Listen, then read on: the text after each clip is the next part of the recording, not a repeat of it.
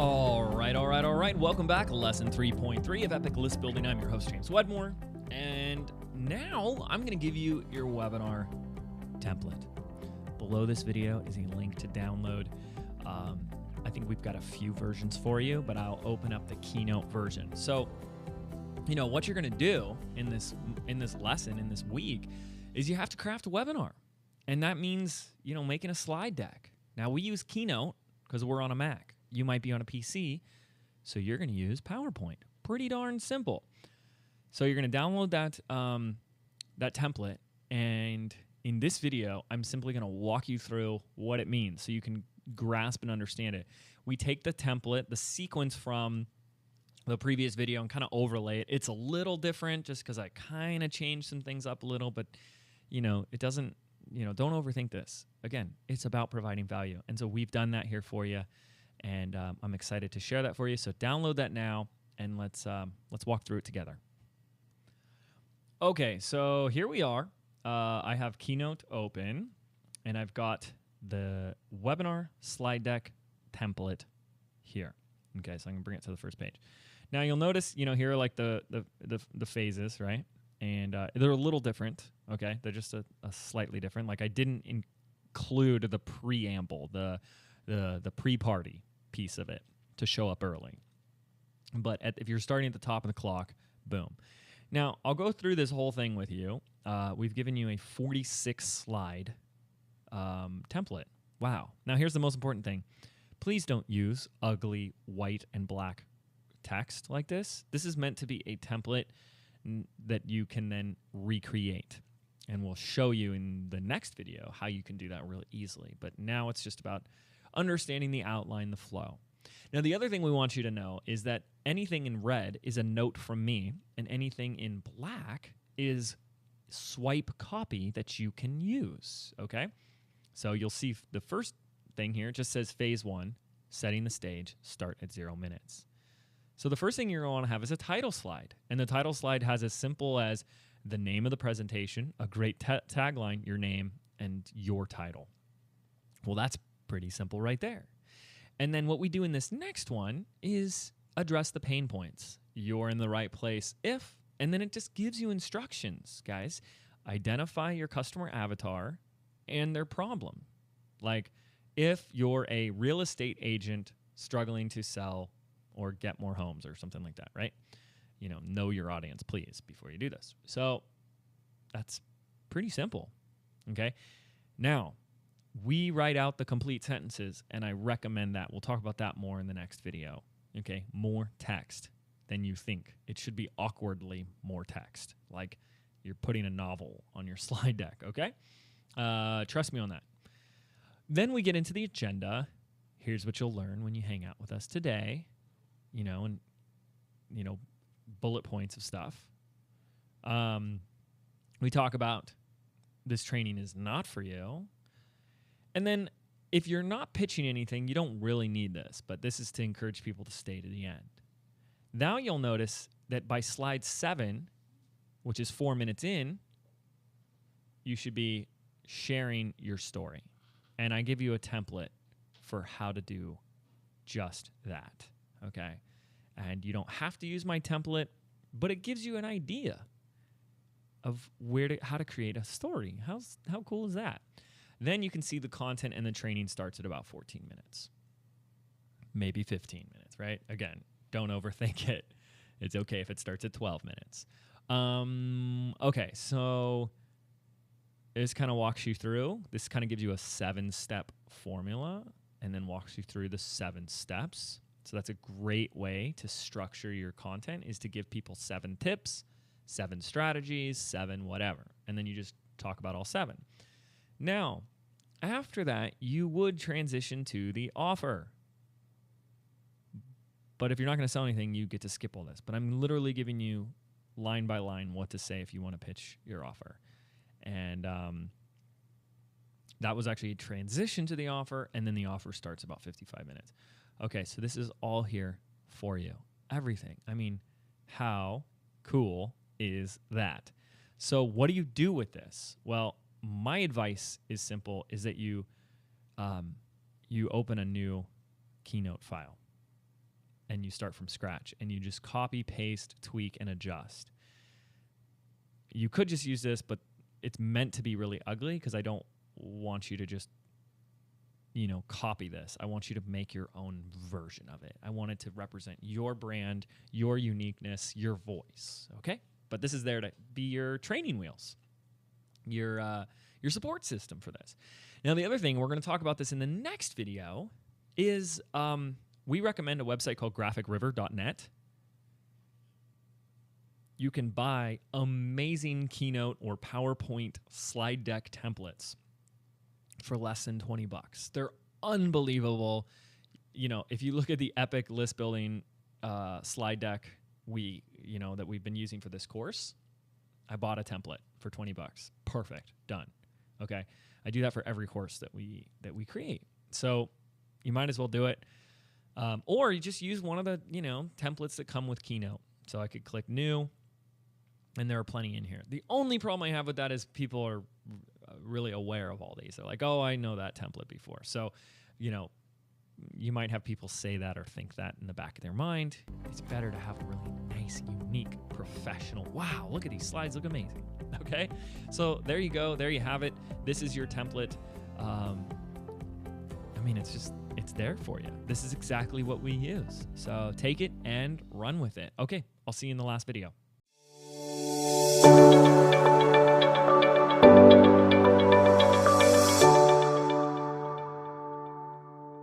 Okay, welcome back. In this video, I'm going to quickly go over the #1 mistake that I see when people are trying to build their list, attract qualified leads that they can convert into customers. This is a biggie, and we're going to address this one really quickly and then show you how you too can avoid this. So what's mistake #1? Well, when it comes to someone creating like a lead magnet or a freebie or whatever name or term we want to give it. In other words, it's like a gift that you give someone in exchange for an email address, right? Or contact information, right? That's what most people are doing in order to build their audience and build their list. So what's the biggest mistake? Well, for most people, in most industries today, there is a belief or a perspective or a concern that freebie means low value and it means sales pitch. And that's because that's what most people are doing. They're looking at their freebie as something that really doesn't have any value. It's really just like fluff, and it's like one big sales pitch, right? Maybe it is higher value or it's got more content, but it's really just a sales pitch. And the thing is in 2020 and beyond, you have to start realizing that your audience is smart. Now, let's actually say that another way. If you start treating your audience as stupid or assuming that they're dumb, then who do you attract, right? So when you come from the place of or presuppose that your audience is intelligent, they're smart, and they're savvy, and that they're like hip to like some 2001 like marketing bait and switch gimmicky things, then if you approach them like they're smart, you're going to attract smarter, higher caliber people, right? And so this is the biggest one. Like, this is huge. That's the sentiment of most people when you're trying to build your list or your audience. Is most people that are saying, hey, if this thing's for free, then it's garbage. People don't value free to begin with. Again, I'm going to show you how to address all of this. They don't value it free to begin with, but the truth is most people, when they put free stuff out there, it is garbage. It is low value, or it is just a sales pitch. And if you want to stand out in a crowded marketplace, if you want to become a leader in the marketplace, guess what? You're going to have to do different than everyone else. So the way you're going to want to look at your freebie, again, we'll get into the types, etc., as we go deeper into this, but we're just getting started on the psychology here, is you want to start thinking of things that would provide value to your audience that they would pay for. What are some things that you could teach, create, or offer that you could put a price tag on and people would buy it? The goal here, the way I want you to think about this, is that your stuff, your free stuff, should be better than your biggest, baddest competitors' paid stuff. That's the way you want to start approaching this, okay? Notice what we're doing here. We want to lead by example. This is not normally what you see for free is like an entire mini course, right? Normally it's like some quick one-page PDF with like fluff and stuff like that, right? but we're building out an entire mini course. This is an entire training for you. So it should be so good that you could charge money for it and people would pay it.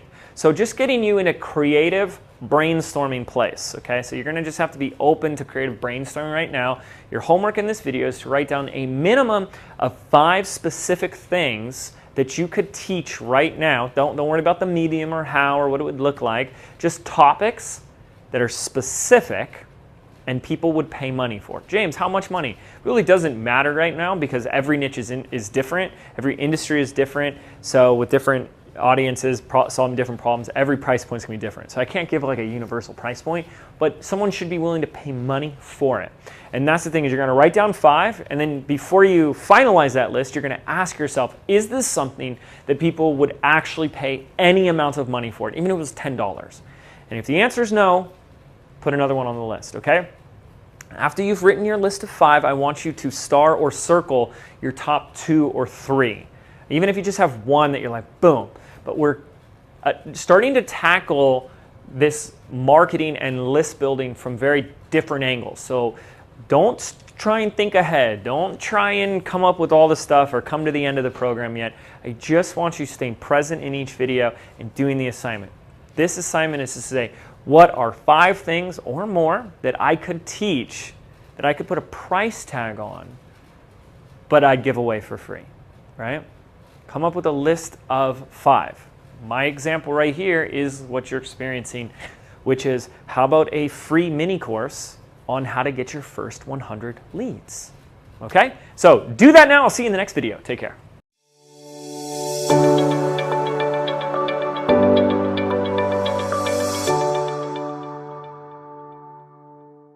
All right, welcome back. This is video number 4 where we're going to identify mistake number 2 that most people really make when they're looking to build their list, build their audience size, get more leads, right? So let's get right into this one. The freebie, the lead magnet, doesn't create demand or desire for your offer.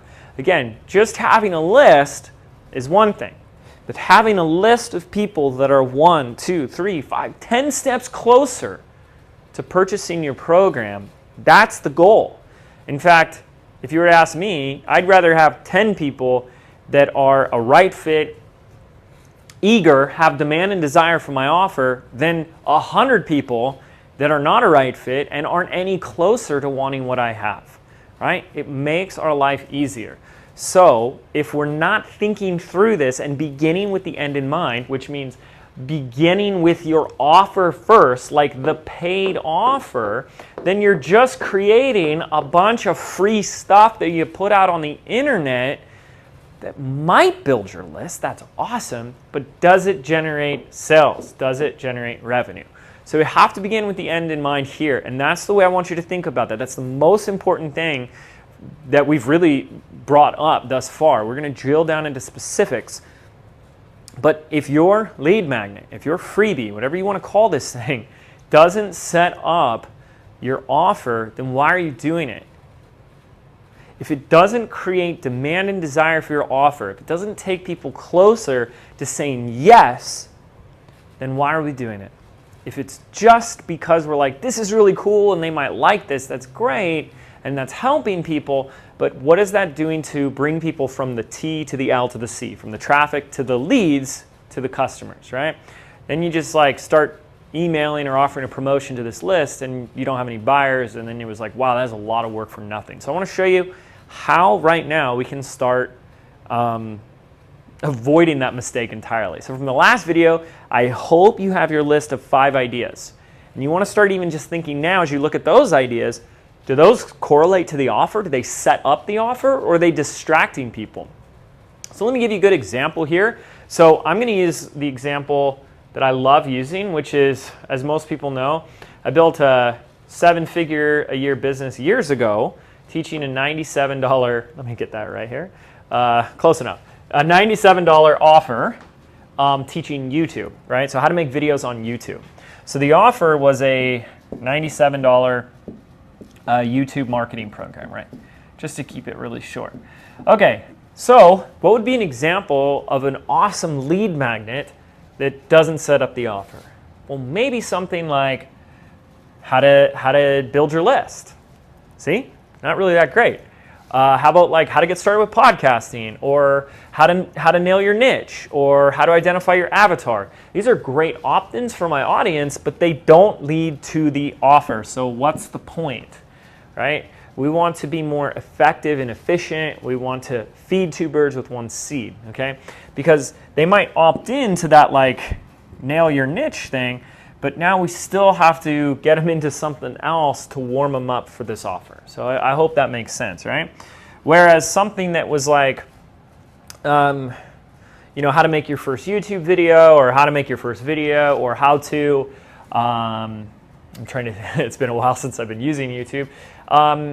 7 things you can do to get your video ranked higher in YouTube. Something like that is more specific and more correlated to the offer. So here's the exercise that you're going to do in this video. First of all, this is a very powerful visual that I use in all of my marketing, and it really helps my students, so I'm sharing it here with you. What we want to do is we want to look at this spectrum, this line here, with 2 points.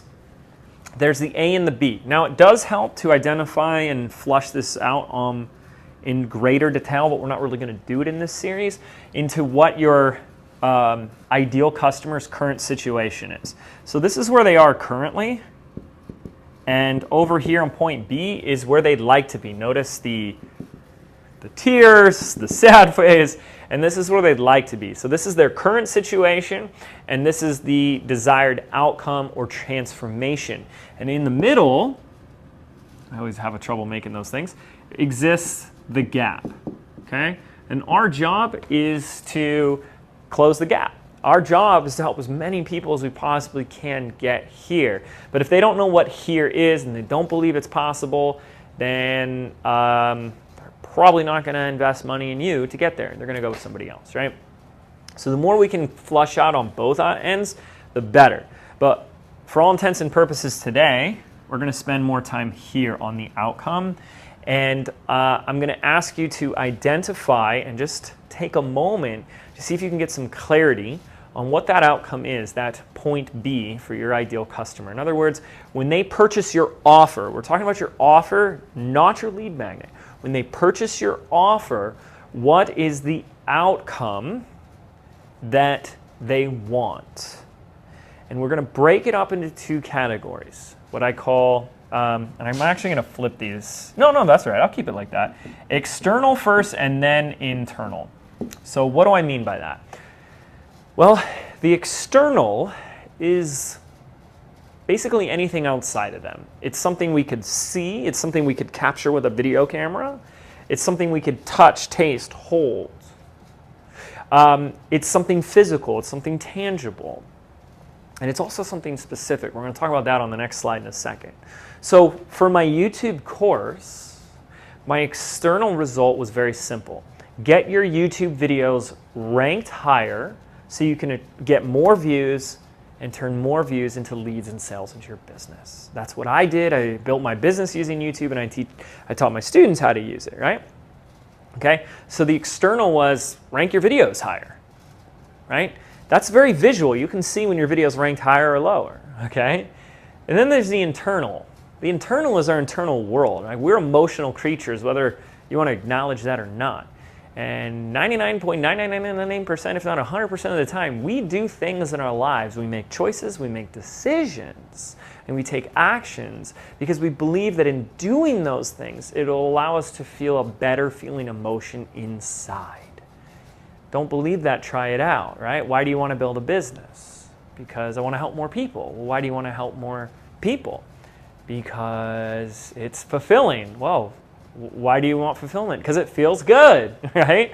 So if you ask that question long enough, you're going to trace it back to the belief or the idea that you believe it will give you a more positive feeling emotion. So when we can identify what the desired internal state is of our audience, that's going to be so powerful in our copy. We got to get clear on that. So if, in my example, someone with YouTube wants to get their videos ranked higher, it's so they can build their business. But why do they want to build their business? So they could help more people, so they could become the authority, right? So the internal could be that they feel successful. They feel like they have more freedom. They feel more abundance. They feel more fame or significance, right? There's a whole world of internal positive emotions, and we want to move our people towards this, okay? But we have to start here. We have to identify this. So in this video, your assignment is to get really clear on what is the transformation or outcome of your paid offer. You're going to send them from the free stuff to your paid stuff. And if we're not thinking through and beginning here, then we're just creating a lot of stuff without strategy, right?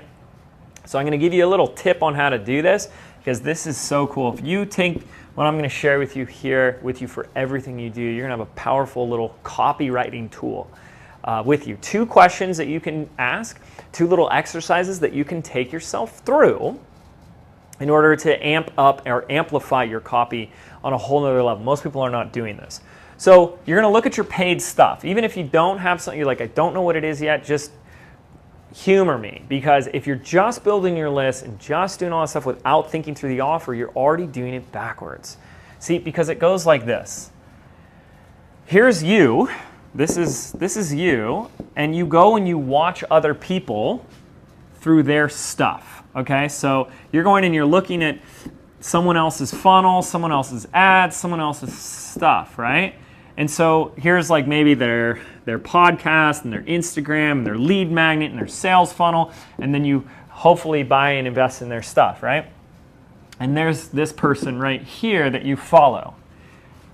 So if you got this is game changer. So you experienced it from left to right. So then you start, most people, hopefully this isn't you from this moment, start creating your content from left to right. You start with this, and then I'll do my lead magnet, and then I'll do boom, boom, boom, boom. And we have to be doing it the same way that this person did, because this is what successful entrepreneurs, especially direct response marketers, are doing. They start here, and they build it that way. That's what I'm getting you to do. If you're trusting this process, you're going through this. Again, if you start jumping around, you're like, no, I want to start here, I want to start here, I want to start here. You're doing it backwards. So the smart marketer, look how smart they are with their big smile. Let's give them some glasses. See, now they've got glasses. They are looking at it from here, and the end is the offer. So they're saying that's the outcome I want, and chances are that's the outcome you want. You're not building your list just because you can build your list. You're building your list because you want the sale. So we have to start here. We have to start with the end in mind and say, what type of lead magnet or offer do we put here that makes getting to the sale a no-brainer? But you can't answer that question until we get really clear on what is the offer, okay? So what you're going to do, you can draw this out the same way as I have split a piece of paper into 2 halves, and you're going to say, all right, looking at the offer, what is the outcome? What does it do for people? It's supposed to be an arrow. Okay, and then you're going to start writing things down here. Okay? Here's what you're going to do on the left side. As you write down external stuff, again, I know I'm not there to look over your stuff. That's what I do with my students inside Business by Design, but I can't do it here with you. So you're going to have to do this yourself. What you're doing on this end is you're getting down to specifics. The more specific, awkwardly, uncomfortably specific you get on this side, the better. That is one of the greatest, best copy hacks I could ever give you. What is the title and promise of this opt-in? And the fact that you're here means it works. 100 leads. Your first 100 leads. Can't get too much more specific than that. I could add a day onto it. We actually thought about it. We might end up doing it in our split test, but at the time of recording this, I haven't done it. But your first 100 leads in 17 days or 13 days or something like that, right? I don't know. I'm just choosing numbers right now.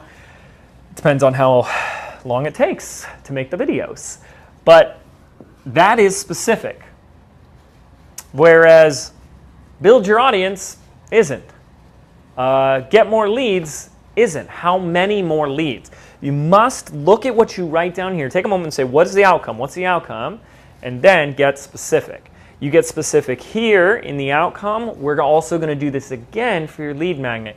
When you have the ability, please hear this, when you have the ability to craft and effectively communicate your paid offer, it just bleeds over when you do the same for your free stuff. Okay? So when you're crafting an offer, we have to start with the external, tangible, specific outcomes that they want, that we help teach people to get, and we need to get it down to specifics. As specific as possible. Go to 1 or 2 layers of uncomfortableness with your specificity, right? So get your first YouTube video ranked at the top of YouTube search for your keywords is pretty specific, okay? Look for specificity. Double your followers in 90 days, right? Specificity. So how exactly, how specifically? That's going to really help. Now with the internal, all you do is when you write down this over here, you're going to ask another question. And the question you're going to say is, what does that give them? So it's really interesting because specifics goes like drills down, and this kind of expands up. And when you play in both of these, you have powerful, powerful communication tools at your disposal. So when you say get your video ranked at the top of Google, you'd say, well, what does that give them? Well, it gives them more exposure to new audiences. What does that give them? More leads and sales. What does that give them?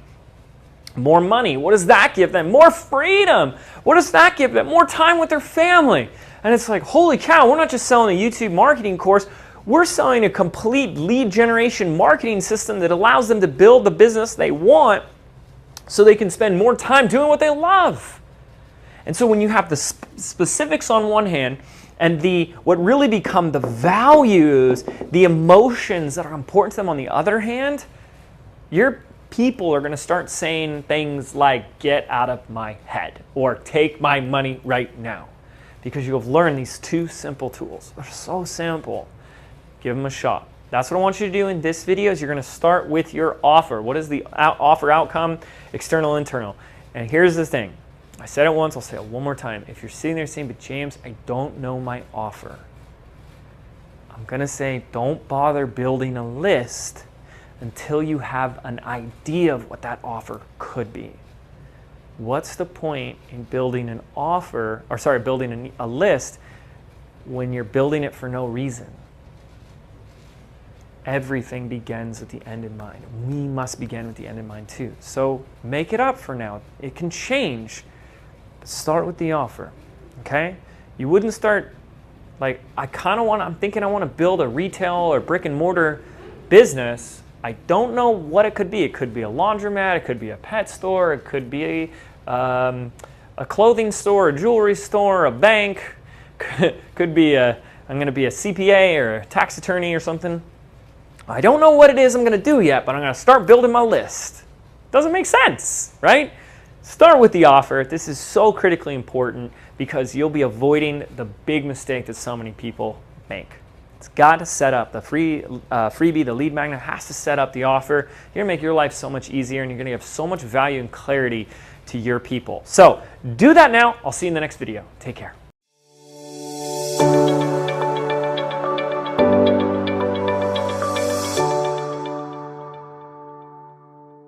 All right, welcome back. Let's get right back into it. And I want to introduce you to mistake number 3. And it's kind of this hybrid of mistake number 3 and 4. So let's get right into it and see exactly what I'm talking about right here. When it comes to creating your lead magnet, your freebie, whatever it is that you're going to use that we're going to identify, that we're in the process of identifying to build your audience and build a buying audience, here's like mistake 3 and 4. Kind of the same, but kind of different. First of all, the big mistake is people create it first. They're like, oh, this is great, James. And they stop in the last video and then they start writing like some 400-page PDF or videos or something like that, right? I'm going to actually change this to red and say, no, you want to create it last, okay? The actual content creation of it is last. I cannot tell you how many people I've seen, and I I'm guilty of this, I did this, spent months, putting all their time and effort into the lead magnet. And then they finally put it out there and it's not even what people want. Always begin with the end in mind first. So we got to find out if people want this. So this is kind of a hybrid of the two, but mistake number 3.5 is that people are creating it. And when I mean create it, I'm talking about the content. I'm talking about the actual like, okay, well now I got to do the how-to of it, right?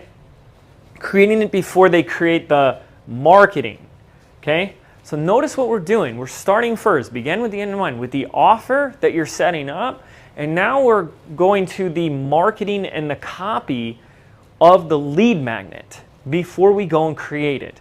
If you just go and create this amazing piece of content and then afterward you're trying to like figure out how you can market it, it's like jamming a square peg in a round hole.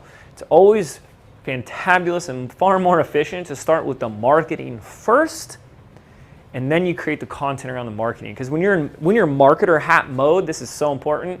You're going to be so much more attuned to what your audience wants. And if you're just in like content creator mode, you just create content and you're like, what do I do with this? How do I sell this? Wow, this is my best work, but no one's getting it. Well, now you know why. So you're going to come up with the marketing, and that's what the next couple of videos are. They're going to be short, they're sweet. I'll give you a couple of exercises to really flush through. But at this point, you should have a list of ideas on what are great possible lead magnets. I'm going to let you choose. Maybe you want to run these exercises through for a few of them. Again, you don't have to be limited to just one lead magnet, and no one's going to know. If you were to ask me, James, which is the better one, I'm the wrong person to ask because I'm not your avatar. I'm not your audience. And yes, in one of the upcoming videos, once we flush through this stuff, I'm going to give you a quick exercise so you can test it yourself before wasting any time creating it. Whew, that'll be amazing, I know. But I don't know, and you're better off testing it than just asking me or your friends or your spouse. Letting your market tell you is going to be the best way, okay?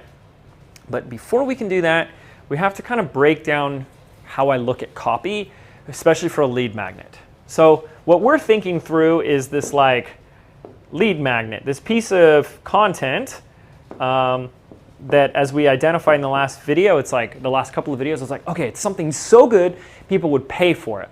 And then it's like, it's either something that introduces this domino belief vehicle, or it's like the first steps to a specific outcome. Like this, get your first 100 leads. First steps, right? Specific, okay? But how do we say it in words? How do we position it? How do we get people excited about it? So there's three things that we're going to look at.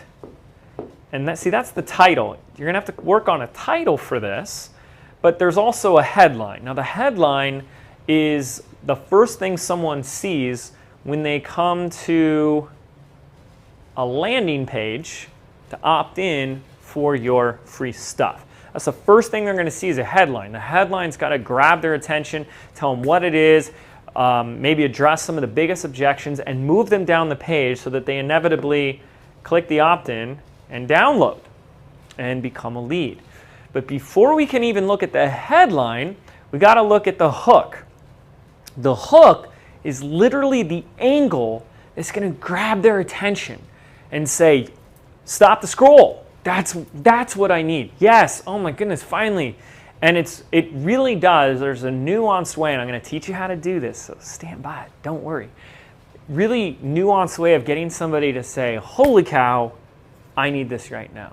And it's not just as simple as saying, like, here's what it'll do for you, okay?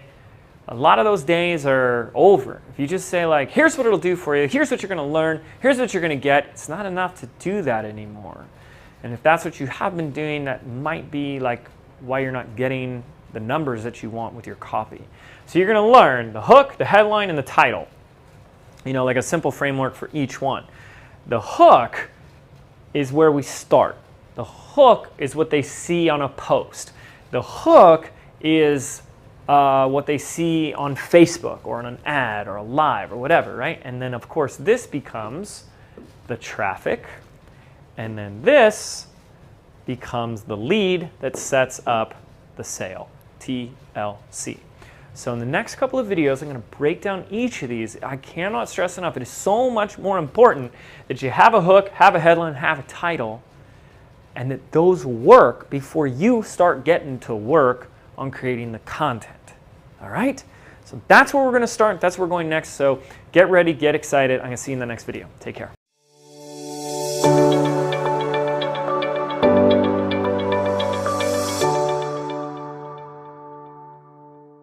Okay, so welcome back. Following this sequence here, we're actually going to start here, right? Because begin with the end in mind. I'm getting you into that mindset as much as we can.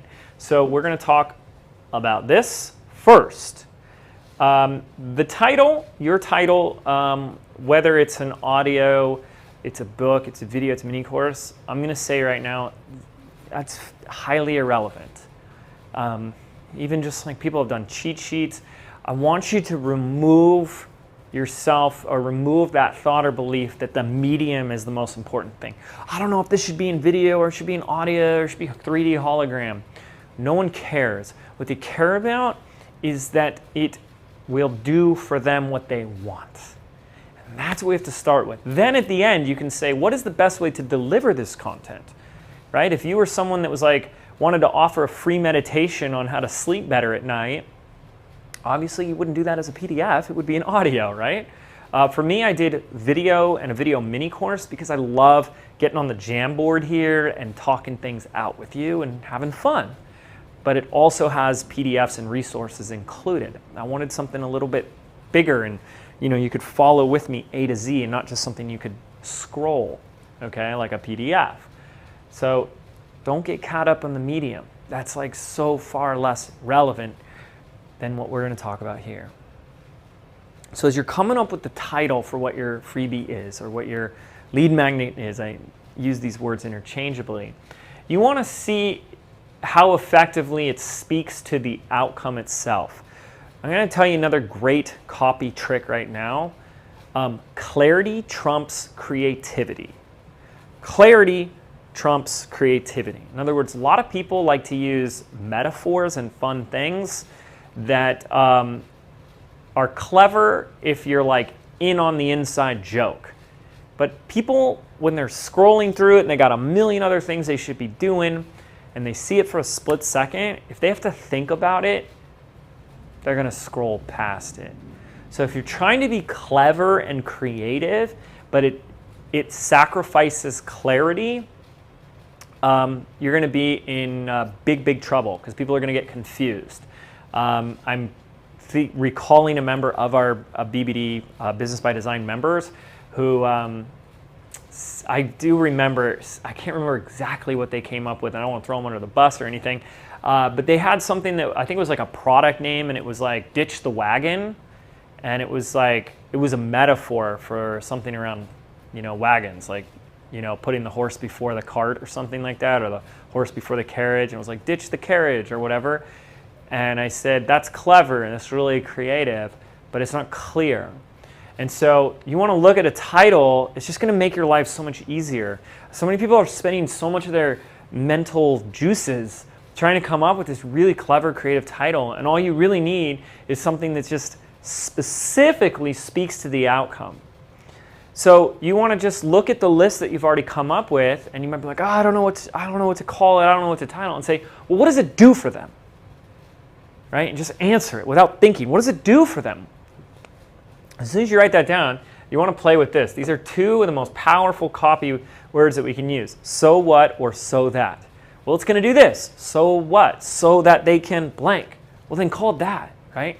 That's why get your first 100 leads. Your first 100 leads. Is it speaking to the outcome? Yes, it's speaking to the outcome of 100 leads. Your first 100 leads. It's also something that's specific, right?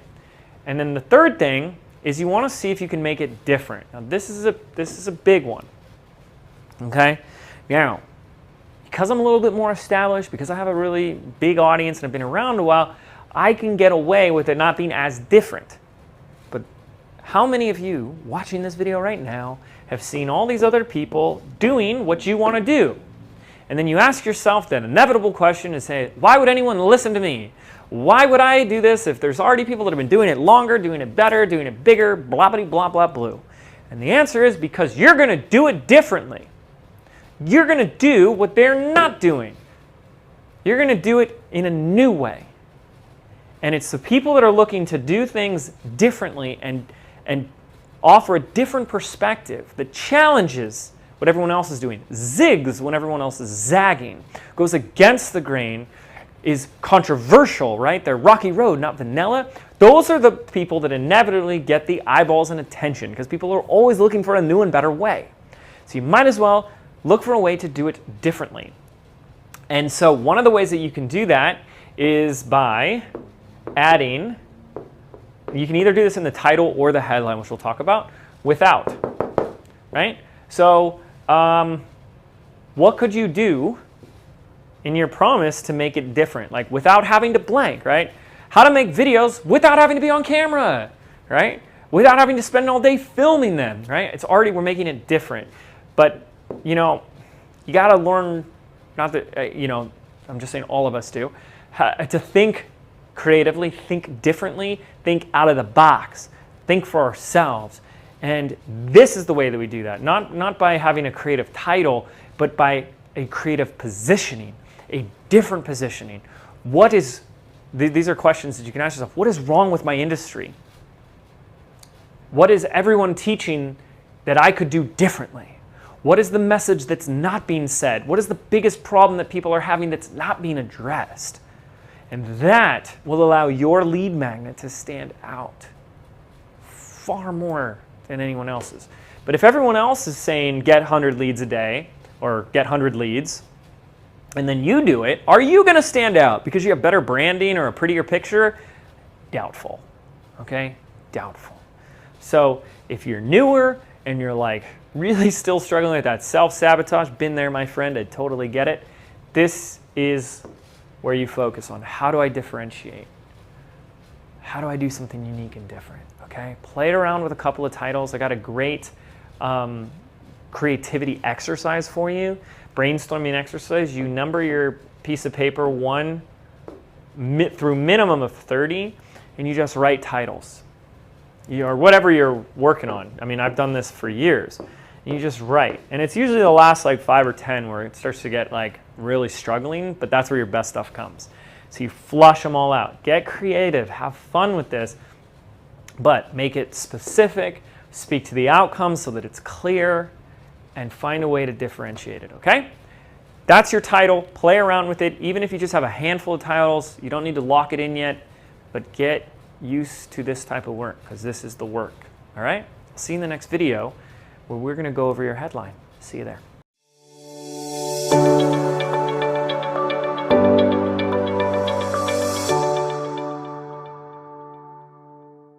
All right, welcome back. In this video, we're not only going to go over how to craft the perfect headline, but I'm actually included in this video, yes, get very excited, our entire landing page creation process. This is a step-by-step process for creating the perfect landing page. I cannot tell you how many of our students have just used this as a checklist. There's swipe files, examples, etc., to inspire you, but they've used it and like doubled, tripled, quadrupled their conversions. Like taking it from like really crappy, like under 10% to like 45%. Follow the process, you're gonna love it. But we're gonna talk primarily headline right now, and then you can come back and build the landing page when the timing is right. And I'm really excited about this because my little sister just started selling presets, which are like, I don't know what to call them, but they're filters that you can set up with your photos. So you take photos on your phone, and before you upload them to Instagram, you can apply a preset and it changes the quality to them and all that kind of stuff, right? And it's unbelievable, like before and after difference. And so she's doing a whole promotion where it's like buy one, get one free kind of thing. And so I helped her come up with a headline. And she was like blown away by the headline. It was really simple. I said something to the effect of like, finally create scroll-stopping DSLR quality photos without the expensive camera. Or it was like, you know, another version of it was like, finally create DSLR quality photos with your smartphone, right? Really simple. But the headline, that's going to get them to read on and often for your stuff. And so all three of these really need to play a good role together, right? I'm going to delete that. Okay, so let's take a look. What I'm going to give you are 3 headline templates. But before that, we want to make sure we have the checklist. It's very similar to what you saw with the title itself. They are in a dance together. They're playing together. If they don't line up, then people are going to get confused. Like if the promise in the headline is completely different from the promise on the title, people are like, what? So they complement each other. They reinforce each other. They should be aligned. It should all make sense. But if you're busy just working on the content or the look and feel and the colors of the landing page, you miss the big pieces. This is the 80-20. So the headline itself, which is the top of the landing page where people are going to be opting in, which again, we have the link to the entire landing page process below for you. This is where you're going to call out the avatar so people who get on this page know that it's either for them or it's not. Somewhere in the headline or subhead, it's going to do that. It again speaks to the outcome. It has that "so that" in there, and it can also have that "without." Right? This is what makes it unique, or really addresses like the big objection that your audience might have, and then it has some sort of specifics. Okay, pretty self-explanatory. So let me give you some headline examples. I got 3 templates for you to try on. Discover how to blank so that you can blank without blank. What? Okay. Discover how to make scroll stopping Instagram posts so you can double your following. I don't know, I'm just making stuff up. This is not my audience. Double your following without, and then you would go, well, what's something they don't want to do? Spending all day, or spending all your money on expensive camera gear. Okay? I know you can't read my handwriting, but there's the example, okay?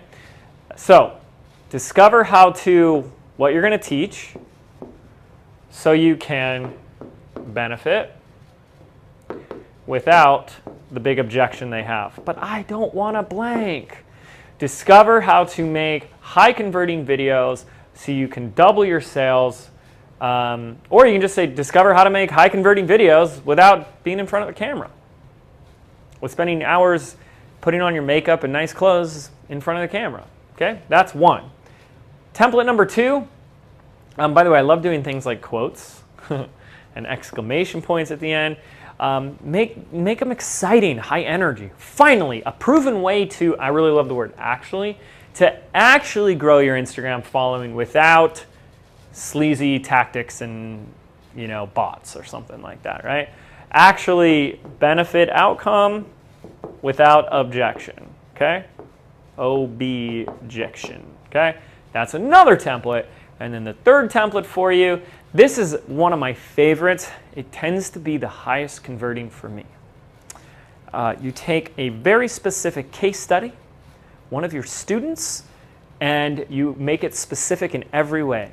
How a homeschooling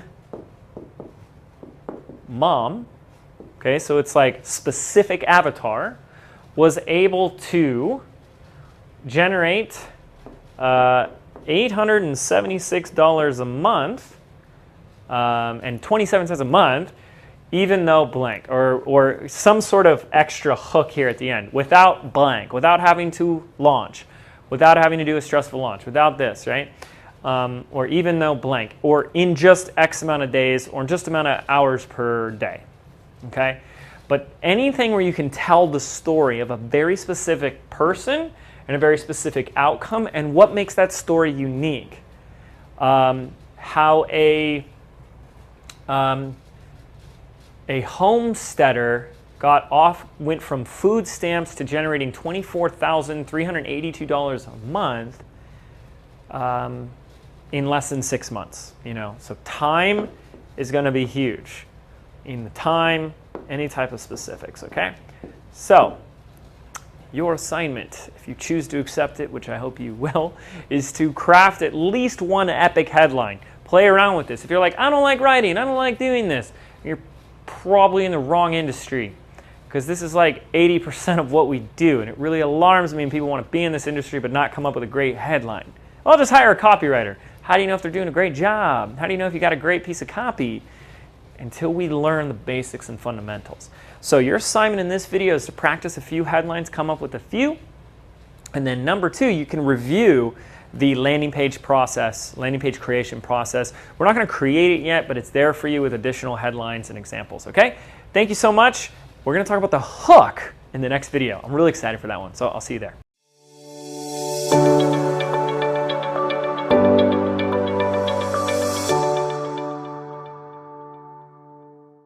All right, welcome back. In this video, we are going to break down this first piece. This is the hook. I'm most excited about this because this is the game changer piece right here. You can have the best, free, amazing content. You can do the greatest job telling people what it will do for them and how it's going to help them. But if no one sees this page, right? If they don't get to your landing page, this is all for nothing, right? The hook is the thing that's going to stop the scroll because it literally hooks them in. And it just like, holy cow, it gets them to stop all the other garbage they're doing and pay attention to you. And that's what's missing. That's a big, big thing that's missing. People are just focused on like, discover the 7 ways to boom, and the 7 tips of this, right? And man, when we get this piece dialed in, it's like these 3 amigos just work together in harmony. So I'm really excited to go over the hook with you. I'm going to kind of go over a little bit of the rough hook that we came up with for this mini course that you're in right now. Now it's around the promise of get 100 leads, your first 100 leads. But I needed to create a hook, something to grab my people and get them to pay attention, right? So I kind of start with this headline and this main idea. Creating your lead magnet first is the worst thing that you can do to grow your business. What? That's what most people do, right? And then this is just kind of some copy I wrote. This could be turned into a Facebook ad, an Instagram post. This would be something I say in a live or story. We're going to get all into this in a moment. If you're an online expert, you already know that growing your business means growing your list. Unfortunately, most struggling entrepreneurs make the costly mistake of focusing on list building first, creating your free lead magnet first, but without knowing your offer and the right messaging, you'll end up like most, wasting months and months creating a bunch of amazing free content that doesn't get you paid, especially if you create a, like we've already gone over, right, a free offer or a free lead magnet that doesn't even have anything to do with your offer, okay? So that's like my hook, that's like my angle, right? And this kind of sets it up and say, that's why we created blank. That's why we showed you how we're able to do this, or what we've been able to do with our students, right? So I didn't finish it, I'm just setting up. It's kind of like, here's the problem, you know, here's the issue, and then it sets up everything else. It's kind of like, that's why. Okay? So I'm going to show you how you can do this. If you can nail this, you're unstoppable. I love it. We've taught this to so many of our students and clients, and it's like mind-blowing. So here's how you do this. First of all, you start with the biggest mistake that they're making. You could have a couple here, and I'm just going to have you go through the exercise and write down the mistakes that they might be making that would cause them to not have the results that they want. See, we have to look at that for a second. Remember our point A and then our point B.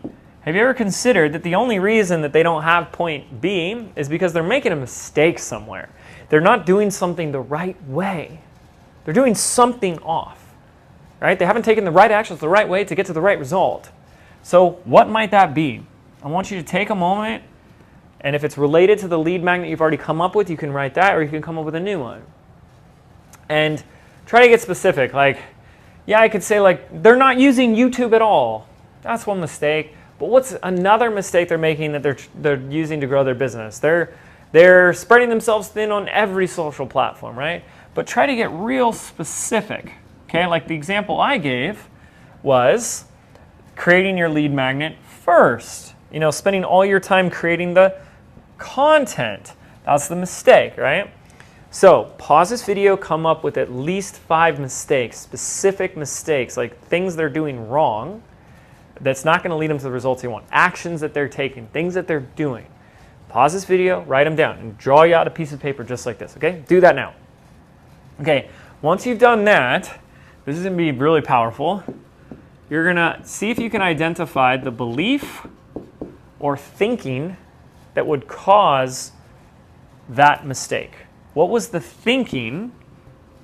All belief is predicated by, or behavior is predicated by belief, right? So there's a belief or thinking that's causing that behavior, that action. If you can identify the belief, you're going to be rocking. Okay, what's the thinking behind that? You know, it might just be like, oh, this is the first thing everyone told me that's the first thing I'm supposed to do, right? I can't sell something without having a list, right? So I got to create the list builder piece first, okay? And then the third piece here is consequence. So the third piece is you're going to identify the consequence for each of these mistakes. What's the consequence if they keep making this mistake? What's the consequence if they keep doing this? Like, how bad does it get? If it's not a big consequence, it's not really that big of a mistake, right? But most mistakes have a consequence. That's why they're a mistake. So what was the consequence I did?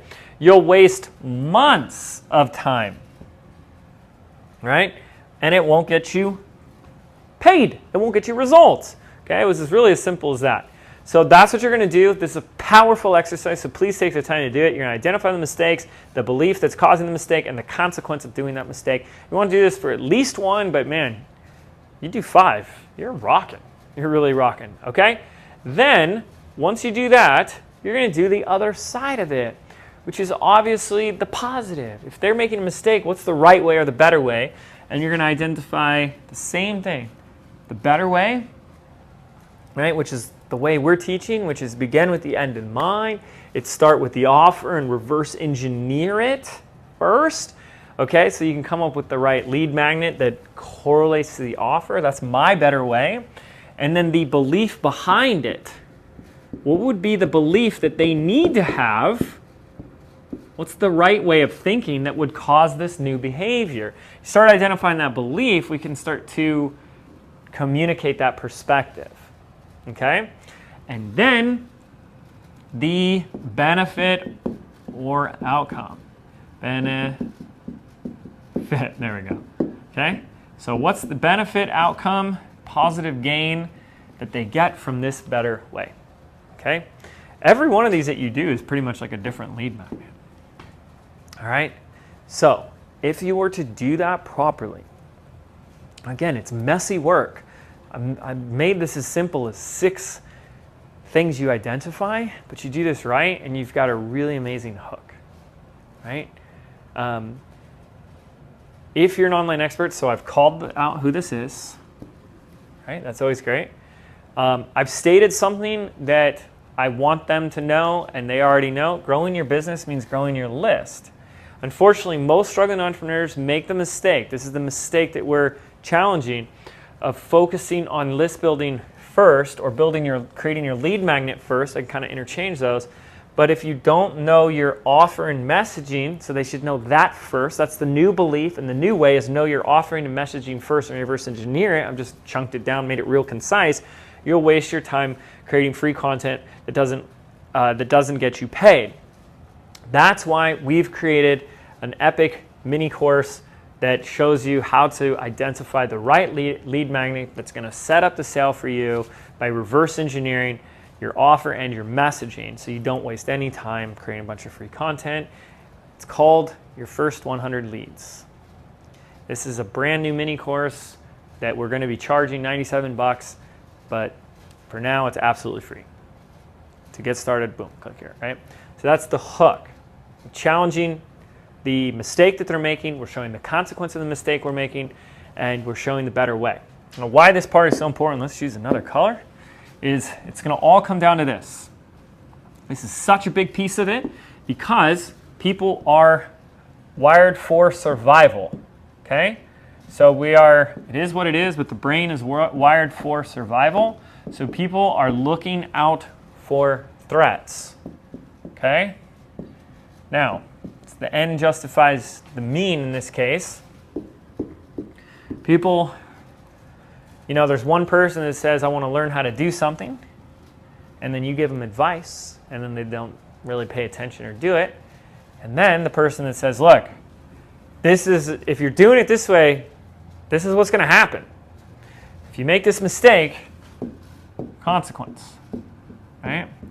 And we all have an example of when our loving parents wanted us to do something that we didn't want to do, and they used the consequence, right?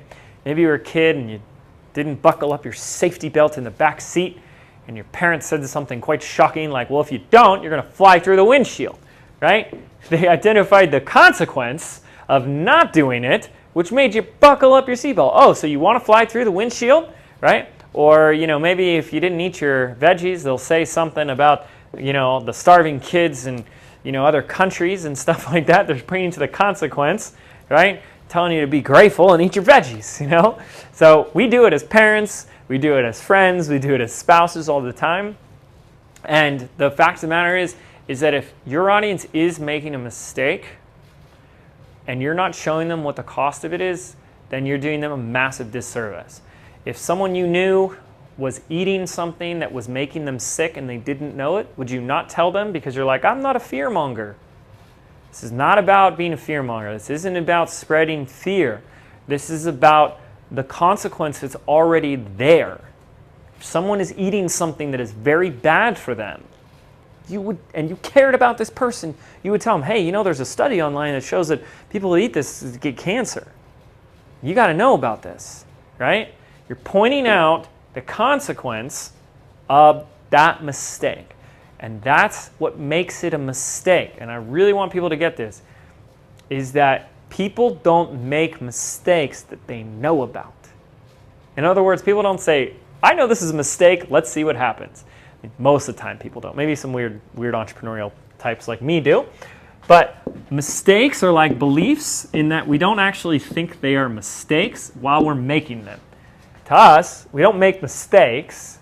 We do things that we think are going to work out and are the right way to do them, and then they don't work, and we say that was a mistake. So when you're able to say, hey, if you do this, it's going to be a mistake because something bad's going to happen or unwanted, right? Then maybe they won't make the mistake. That's the point. That's how we help people, is we get them to stop making mistakes. Okay, that's why I started with a bunch of mistakes. Here's a big mistake. Someone's spending 3 months creating the perfect lead magnet, when instead you could have spent that same time growing your audience, getting more people to connect with you, know you, and buy from you. And that's hopefully what you're starting to see now moving forward. Okay, so that was your hook. We've gone over your title, your headline, and your hook. These three play so well together, and I want you to spend some time working through this process together. These 6 different things is so important. Practice, practice, practice. I've taught this live, I've taught this virtually, I've taught this in my programs, and it's not until people start doing it over and over again a few times they'll start to click. So even if you're not getting it, you're not understanding it, you're staring at a blank screen, do the work anyways, because this is where people really try and go back into their comfort zone. So where it gets uncomfortable and overwhelming and too much, and that's where people stop. You can stop there if you'd like, but don't expect anything to change, right? So stay uncomfortable, stay confused, stay a little overwhelmed. That's good, because that means you're learning. Thanks so much. Let's keep going. I'll see you in the next video. Welcome back. Epic List Building, Module 5.3, the Value Build Sequence. I'm James Wedmore, and we are moving right along. Okay, so this is a huge piece of what we're doing. So in the previous video, it's very simple. We created this simple new subscriber onboarding sequence, and you can be so flexible and have so much fun with that, telling your story, giving more content, value, inspiration, whatever. Okay, but now what we're going to do is move into a long-term process. So that's kind of like, hey, here's my quick onboarding for the first week that you're in my house, that you're in my club. Here's the long-term plan. Here's what we're going to do every single week. Okay, so it's really, really simple. It's simple, but it's going to take some work. Not a massive amount of work, but it's going to take some work. The goal is to create consistent, and by consistent, I really suggest weekly. Once a week. You can do more if you'd like, but minimum once a week content-based emails. So your action item or your little exercise right now is to pause this video for just a second and brainstorm all the ways that you could provide content and value to your email list. I want you to actually, on a piece of paper, draw a line in the center, and on the left side of the paper, write down a list of all the existing content that you have, and on the right side, new possible future content. So on the left side, it doesn't even have to be your own content, but it could. Podcasts, blog posts, videos, something. But again, it doesn't even have to be your stuff. Like, let's say there was an article you read or a video that really inspired you. It doesn't have to be yours to share it. Isn't that crazy? But they're going to immediately associate it with you. It's like when you introduce two people. You say, John, I want you to meet Sally. Well, John and Sally hit it off, and in the back of their mind, they're always thinking, wow, you made that connection. It's the same thing with content, right? Now, on the right side is all future possible content ideas. And the beautiful thing, oh, this is so beautiful, is that when people get into your phase one member onboarding sequence and they start filling out the survey that you gave them in the first email, they're going to tell you what content they want. So you can always build on that list of future content ideas. Okay? Pretty darn simple. So take a moment, pause this video, and come up with a list. I would like to see at least 5 on each side, on each column. Go do that now. Okay. Here's what you're going to do. This is the homework. You need to take the content ideas that you really like there, right? You need to take whether it's something you already have or something that you want to have and create, and you need to make a list in order of the emails and content that you are going to deliver once a week to your audience. And that's kind of the cool thing, is if it's once a week, you really only have to be 1 week ahead. You know what I mean? So that's always nice. And then, of course, you're going to get to work. You're going to start writing. So, again, I told you, it's very simple, but it's going to take some work, and that's fine. Okay? So I'm just going to give you a few pointers on how to best execute this. Okay, so the way we first do it, if we're using Infusionsoft, is we're going to create a new campaign in Campaign Builder, and I'm just going to start with a week 1 email, week 2, week 3, and every week they're going to get drip-fed a new email. Okay? Now, I recommend, if you have the ability, some email software companies do not have this, but if you do, that the emails get delivered between a Tuesday and a Thursday, no matter when they opted in. Now, I know I can choose that in Infusionsoft. You can say, wait 5 days, and then have delivered on the next available Wednesday. Okay? So if you have that ability, I would recommend doing that. Why? Because open rates diminish on the weekends, Friday, and Monday is, people usually are really overwhelmed by all the emails that they haven't been checking. So I like to stay out of their inbox. Now, the next thing is to switch up your content mediums. And what I mean by this is you can send emails to a blog post, a link sending people to a blog post, to a video, to a podcast, to an article, to a Facebook quote, to one of your social media posts, or just a straight up email. Now, that's my favorite piece of email or content to do, is a content email that doesn't send them anywhere. It keeps them in the email. Now, why is that? Well, here's the reason that I do this, at least, is because so many people are now trained to just open an email, find the link, and click on it. What does this person want me to go to? And when they open my email and they scroll down, they say there's no link. They might go back and read the email and say, wow, this is actually just a great email. So switch up your mediums, okay? Don't just say 1 week video, week 2 video, week 3 video, and it's just the same thing over and over and over again. Have a little fun with it. Also, switch up the length of the emails. I like to do like hey, you're going to love this video. Go check it out. Here's a link. And then I'll write a super long email with the link down at the bottom. Play around with it. It's not about this, what's the right length email? What's the, all these perfect things. To me, it's about switch it up. Keep people on their toes. Keep them guessing. Okay?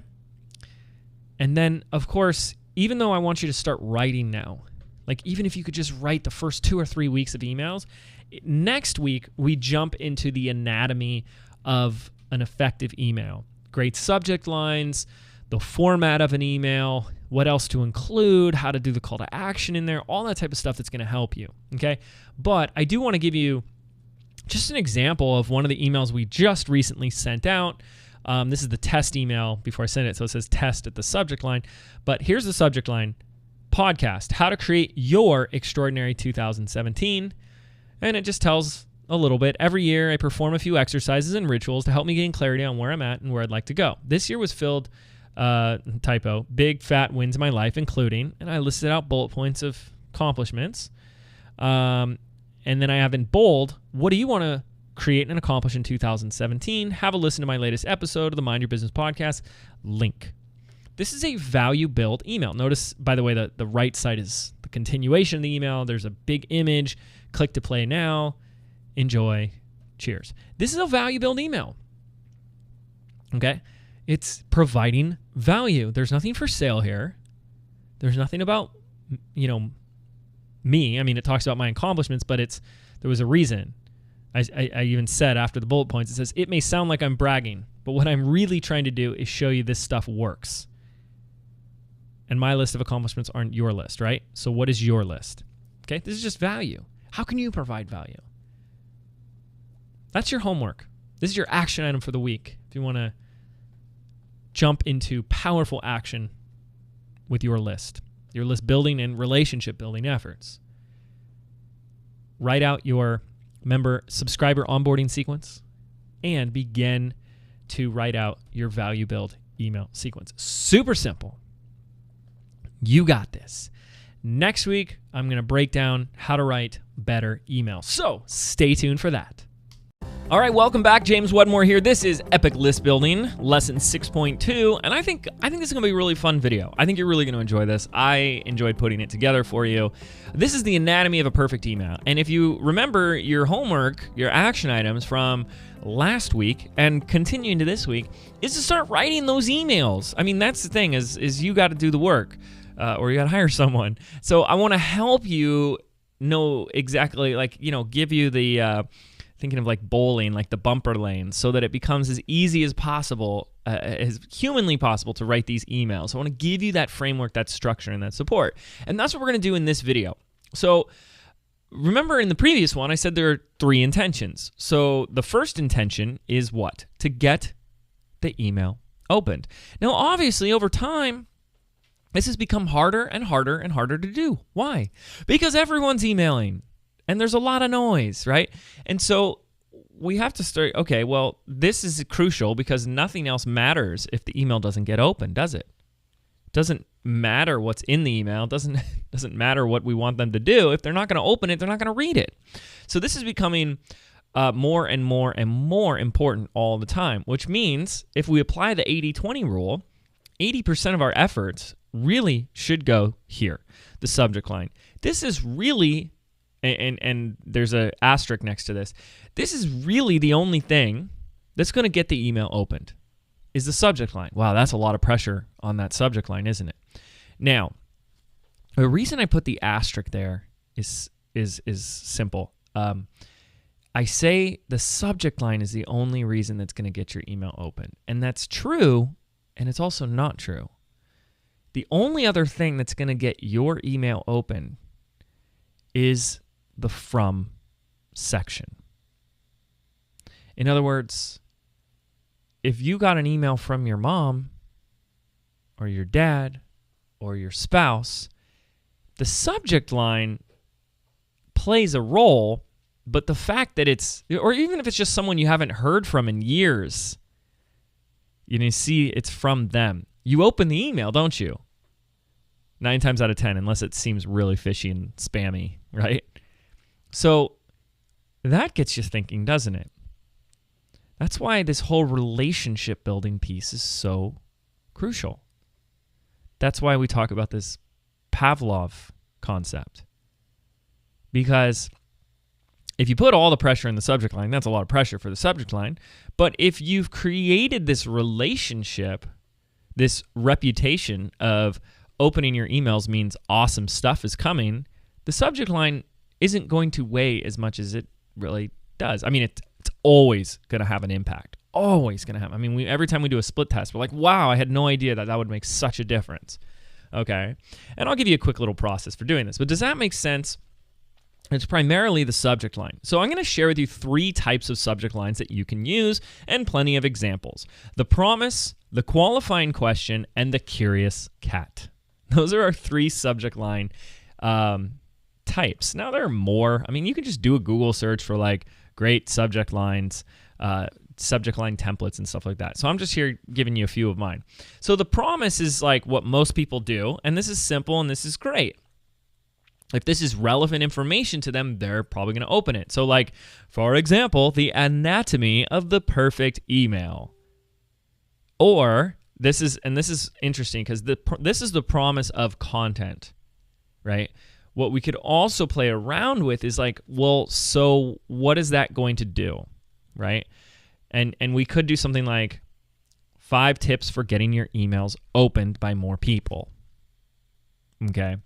Like that gives a little bit more, right? But those are promise. Like anytime you put a number, like the 7 steps or the 5 tips or the 3 secrets, your chances are you're going to the promise category. All right, let's move on to the qualifying question. This is my hands down most favorite type of subject line. This is huge, and I don't see enough people using it. The qualifying question really means that it asks a question in the subject line that means you cannot answer the question without opening the email. How freaking cool is that? So this is an example. Which one of these best describes... Well, I made a typo here. Sorry, I said it wrong. Which of these describes your email list the best? Or which of these best describes your email list? Or which of these best describes you? Or are you this or that, right? You know what I mean? It's a question that is curious, but you can't answer the question until you open the email. So it's always a great when to start which one of these. And to know what these is, they have to open the email. Huh. Powerful, right? Okay, and then let's look at the curious cat. This is always like the one big mistake people are making, or like the one thing that people aren't seeing or avoiding or didn't know, or that thing that's, it's anything that's this elusive, almost like magic bullet type thing. Okay? That's going to get I want to know what that one thing is. Okay, now these are just 3 types of subject lines that I came up with. I could give you a million, but I'm not here to overwhelm you. I'm just here to give you something to work with. Now, I'm going to give you some cool secrets and examples on the next few slides, but one of the things I want to offer is a way in which we come up with subject lines, is that it's the first thing I write before I write the email, and then it's the last thing I write. So I like to just brain dump 10, 20, 30 subject line ideas. And then I sit with them, I write the email, and then I come back, I see if I can come up with even more, and then I narrow it down to 2 or 3, and I usually ask someone on my team, usually my wife, like, which one gets you excited? Which one do you like the most? Okay, so that's how we do it.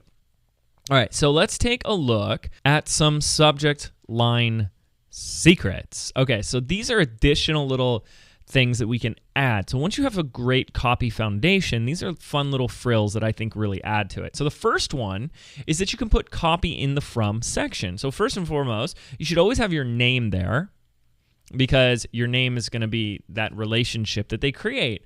But what I learned a long time ago, and OMG, this can be so powerful, is that we put in parentheses whatever the topic is, or something I want to be associated with. So when it's in my video marketing business, James Wedmore, parentheses, video marketing. Or I'll do like video MKTG, like to make it real short. You don't want it really long because people won't read it. But now they've associated James and video. And every time they see James, they see video. Okay. And they go, ooh, I'm interested in video. They open the email. Now, adding a question mark anywhere, I mean, not anywhere, but at the end of a subject line is always a great option. You want to be careful not to abuse that and put a bunch of exclamation marks and types of stuff like that all over your subject lines, because that can get real spammy, but just a simple question mark. Okay, now let's talk about the medium. And what I mean by this is, like, if you are giving them something like a video, a PDF, a podcast, I think especially video, I mean, we've heard so many stats over the years when you like say in parentheses or brackets video in the subject line, people like perk up. Now, here's an example of like, download my podcasting cheat sheet in parentheses .pdf, right? Like it's, ooh, this is something I'm going to get from this email. That's cool. Okay, so if you have something like that, or even just in blog post or article, like I think those things are really relevant for them, for your audience. Okay, so what I want to do right now is just kind of go through some subject line examples that I've used. Some of these have the open rates. Open rates are great, but you know, it comes all with a huge disclaimer, is that it's all relative. Some of these emails were sent to small segments of 10,000 or 5,000 people, and some of these emails were sent to 200,000. So I never really compare open rates. And I know people are already going to start asking, well, what is a good open rate, James? And it always depends, because if you go to your colder house list, 20 to 30% is awesome.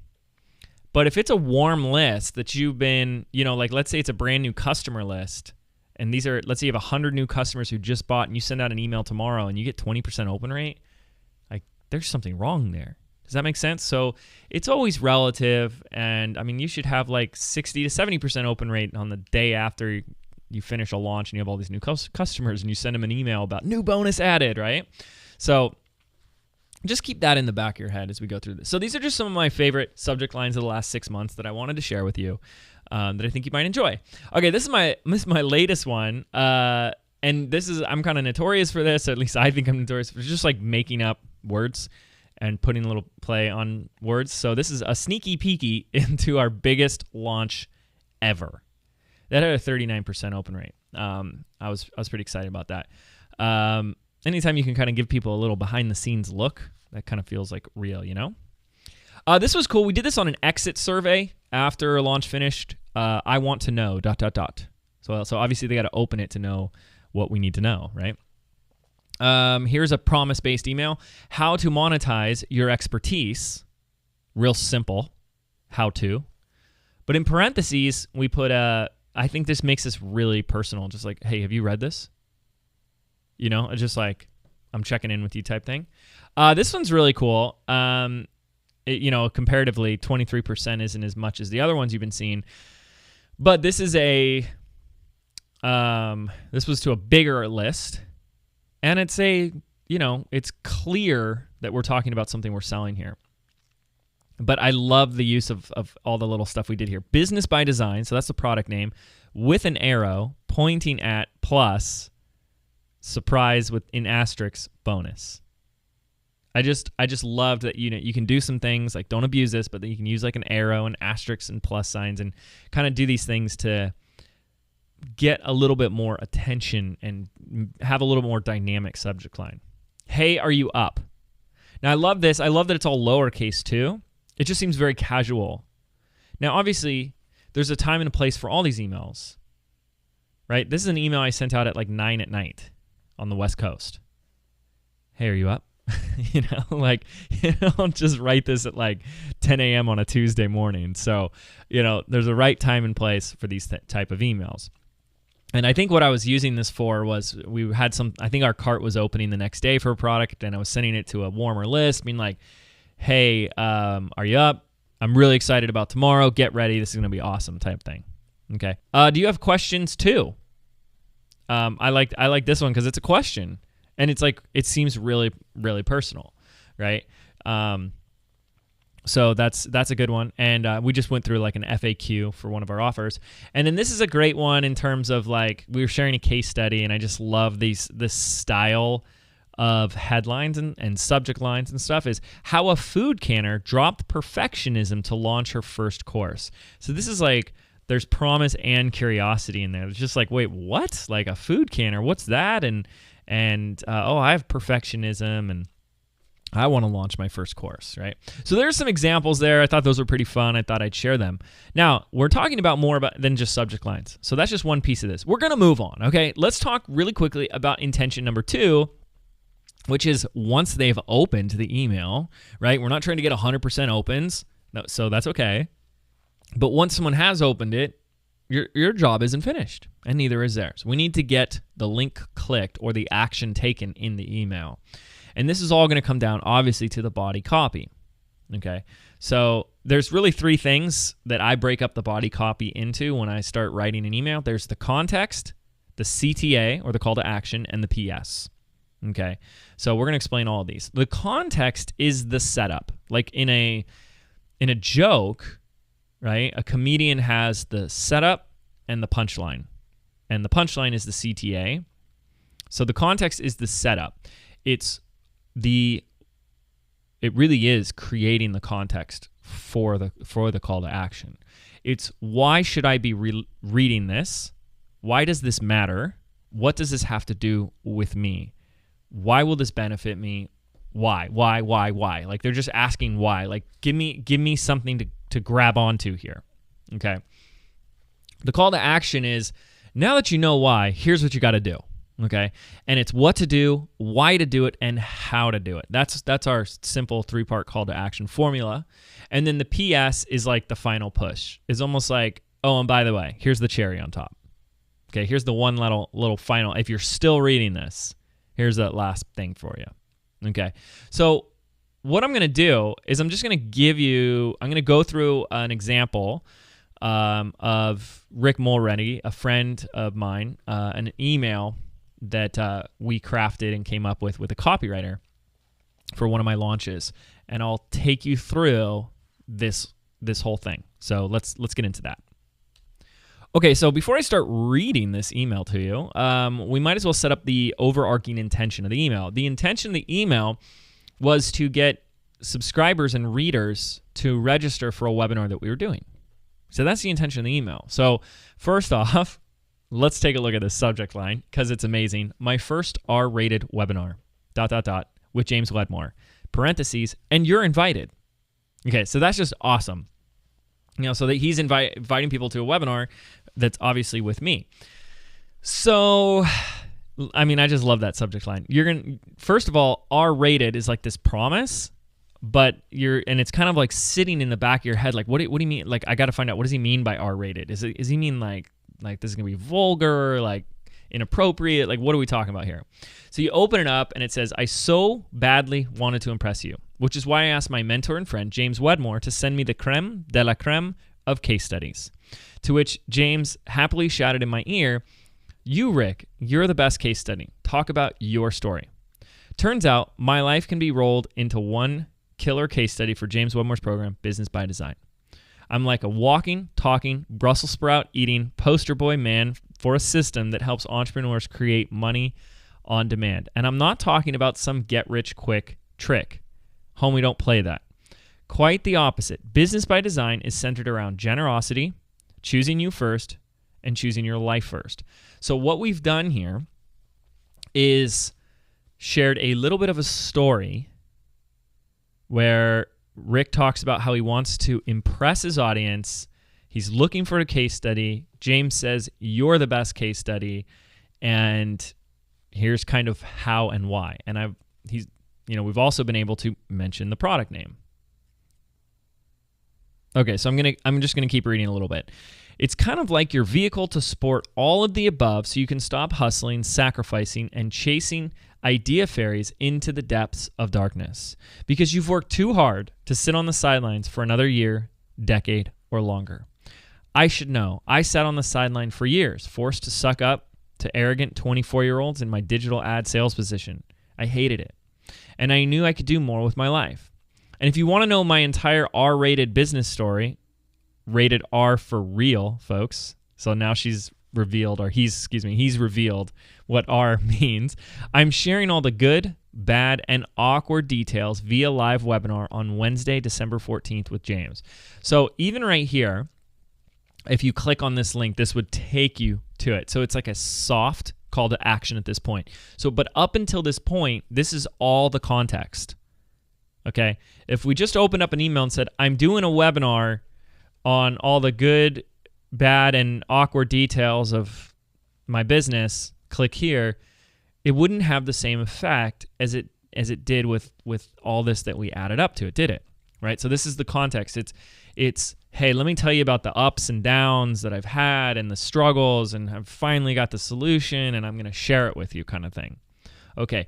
Once we let people know that we're having the webinar, we kind of go into the why they need to be there. Our goal is not to only crack jokes, right? But to help you think bigger, act smarter, stretch your imagination. And it speaks to that. And then it goes further. In our webinar, I'm going to show you exactly the 3 ingredients. I mean, there's bullet points here, right? And then more detail about the webinar. It's Wednesday, December 14th. Let's see. And then here's the call to action again. Register now, like right now. Okay. And then I'll see you on Wednesday. Rick. P.S. Here's the PS part. If webinars aren't your style and you prefer in-depth video trainings, you can always hop on over to and I had a video series I could show them. So that's kind of that final push is like, okay, fine. If we could have pushed them and said, oh, by the way, on the webinar, I'm also going to do X, Y, Z. But instead, if you don't like webinars, well, I've got something else for you. Okay. So it's just kind of, it's some push to say, hey, you've read this email this far. I want to make sure you take the next step. And then there's this second PS, which is just to like, opt out of the promotion if they're not interested in hearing anything else about what we have to say about this. Okay, so there's that email. Pretty cool. I think it is a fantastically well-written email that myself, our copywriter, and Rick Mulready worked on. And it did really, really well. In fact, Rick Mulready actually came in first place in our affiliate contest for our promotion for Business by Design. And, you know, this is clearly one reason why. Because he had great copy and great messaging. So I wanted to give you an idea of a great email. Okay, so I hope that helps. I also wanted to throw in some body copy secrets, some additional stuff that we like to do in our emails, and some stuff you might have noticed in Rick's email in terms of the formatting of it. So the first thing I'm a huge fan of is when you want people to click on something, add an image in there, just one image in the email. Here's 2 examples when we send people to our podcast. Now notice I keep the play bar in the bottom so that it looks like you can just click the play button and listen to the episode. Okay, so we do that, and here's another example of that. This is one we did real recently. I really like this. I went to Photolia, which I think is now like Adobe stock, Fotolia.com, and just got a stock image. You can get, I think you can get like $20, $30 a month. You can get like unlimited stock images.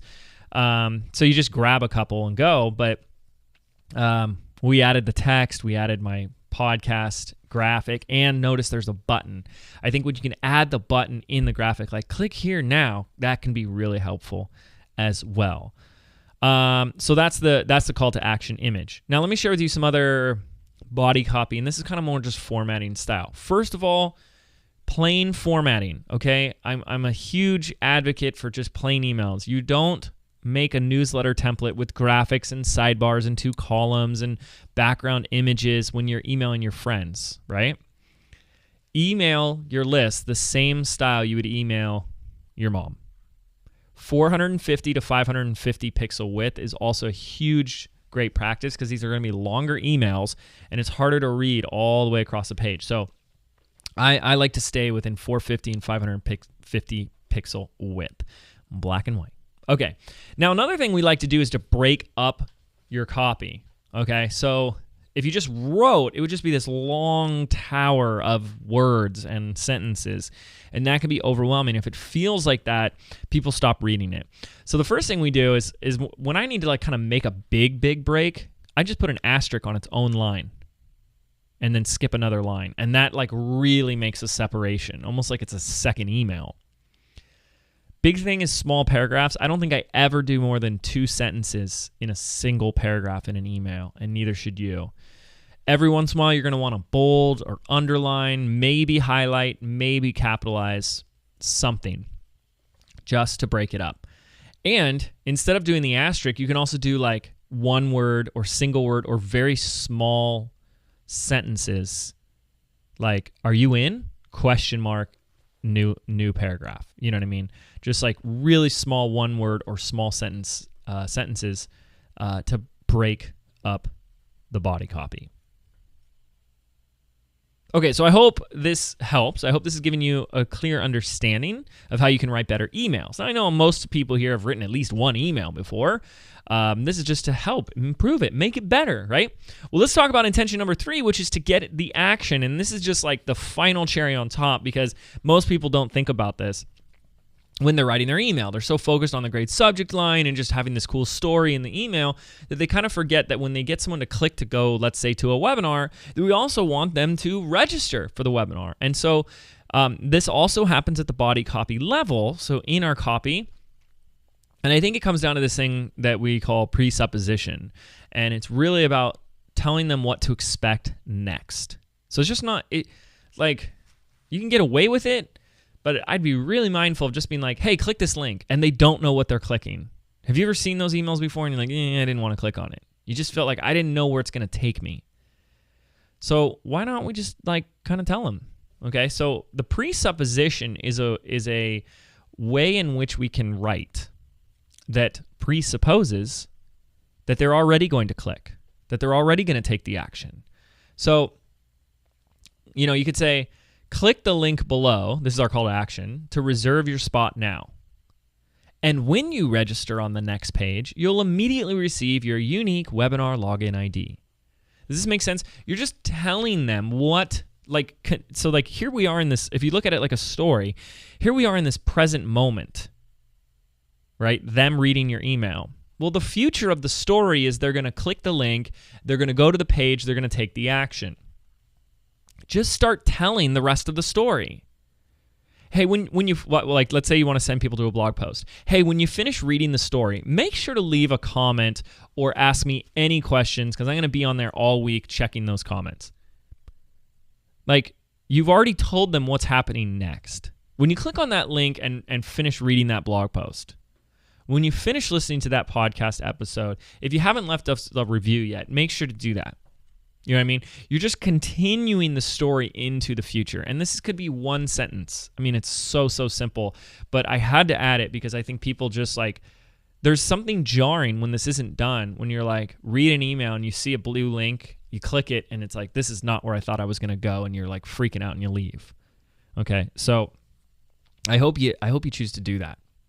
Okay, so that is it for lesson 6.2, the anatomy of a perfect email. You know what needs to happen. In the last module, we went through creating the outline for the content that you need to create, the emails that you need to write. And now you've got some training on how to write better emails. So now you got to get to work and you got to write those emails and you got to set them up in your autoresponder. Now, this is all we have for phase 2. Remember, there are 3 phases in our epic list building process. Phase 3 is where we go to the tortoise method, really, right? We did a rapid list building process using paid advertising strategies. Now we got to go to the long-term effect. And this is where we're going to use more organic and natural traffic, like your blog, a podcast, or any platform that you have to build your list long term. That's what we're going to talk about for our remaining 2 weeks of epic list building. So it's super important that you get this in place because I have more homework and action items for you. And you're going to want to make sure that as you build your list, these people are getting content from you. Okay? So that's it for this lesson. I'll see you next time. Take care.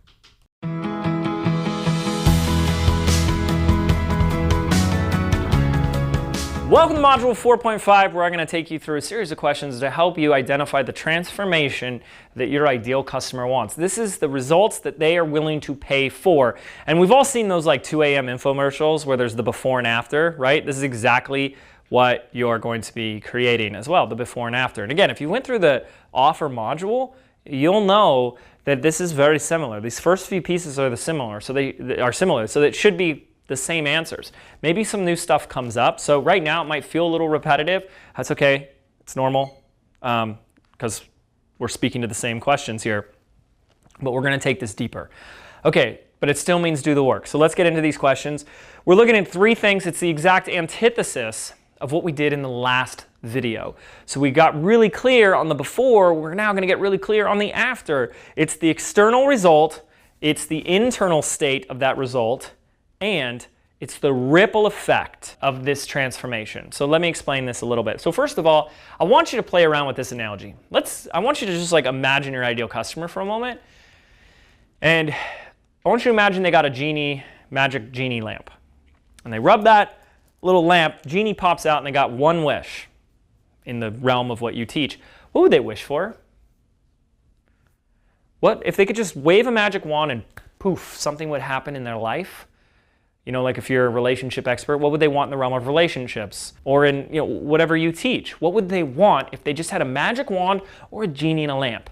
And that's where I want you to start. That's the question you're going to ask in this first left-hand column. What is the external result? What is the thing they just want in their life? And you want to get very clear, specific, tangible, concise, simple, 4th grade language here. That's the answer. People don't pay for courses, they don't pay for membership, they don't pay for coaching, they pay for results. So what would they wish for if they had a genie in a lamp? That's what you're going to write down here.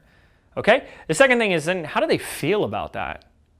How has their identity changed, their internal state, their emotions, their thinking changed? People do things and want things because they believe it'll make them feel more positive, more better feeling emotions. So you might as well tap into those states now. Take the time to write that down. And then lastly, when this problem is solved, when this transformation happens, what's the ripple effect? How does the rest of their life get affected by this? For example, if someone gets in the best shape of their life now, does it improve their dating scene, right? Does it improve their energy levels? Does it give them more clarity? Do they buy better clothes now and they look even more attractive? Like, I don't know. What is the ripple effect, okay? Take the time, just like you did in the previous video, and flush out all these answers right now.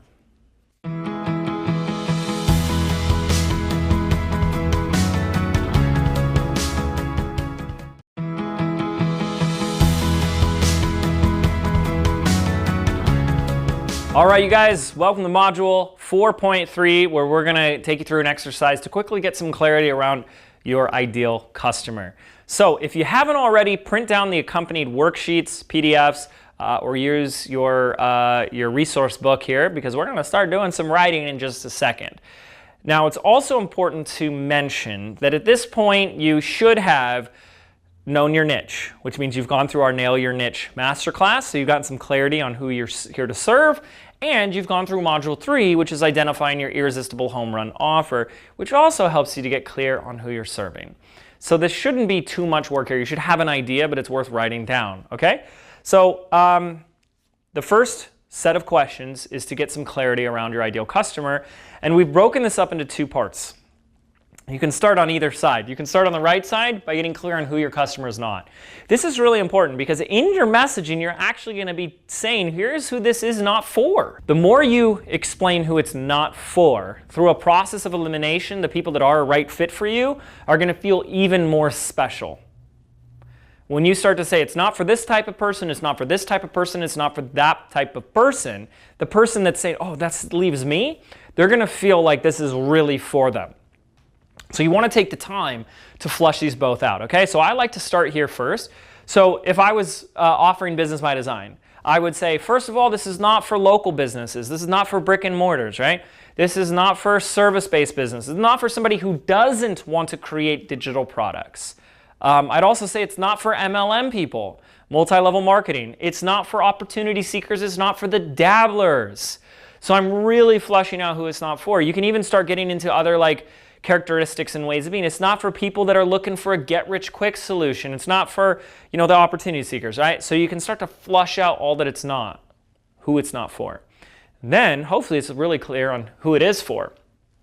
You can get as clear and specific as possible. So I can say it's as simple as like, it's somebody who either has or is looking to create and launch digital products like an online course.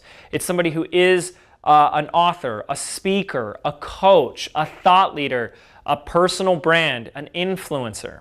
Okay? So that's kind of like the identity of who this is for. Now here's the most critical thing. In order to answer this right, you can make this really messy first, but as you look at everything you write down, it has to be something that people identify with. If you're making up terms here and they don't know what that term means, they're not going to identify with it. Okay? So if you're saying something like, this is for savvy people, like, yeah, everyone thinks they're savvy, right? But if you say this is for stay-at-home mom bloggers, they already see themselves as a stay-at-home mom blogger. They're going to say, this is for me. So rather of saying, who is your ideal customers, how does your ideal customer describe themselves?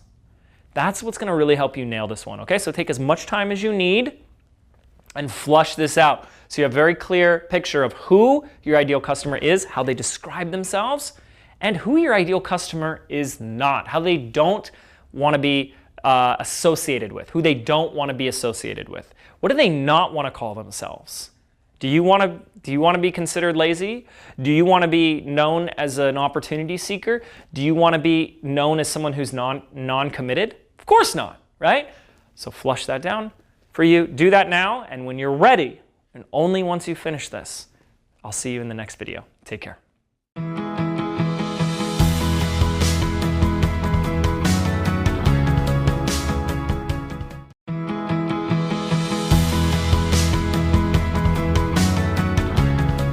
All right, welcome back. Module 4.4 here, we're going to take you through a series of questions that's going to help you to identify the very specific problems that your ideal customer is in. And when you identify their problems in the way in which they see, experience, and describe them to themselves, you're going to create rapport and empathy. In other words, you're going to create connection. Your audience is going to start saying things like, oh my goodness, it's like you're spying on me. It's like you're literally reading my thoughts. You get out of my head. That's what you want, that level of connection. Because you understand them. You have empathy. People will pay attention to those who understand their model of the world. So we have to start here. I'm going to take you through a couple of questions, okay?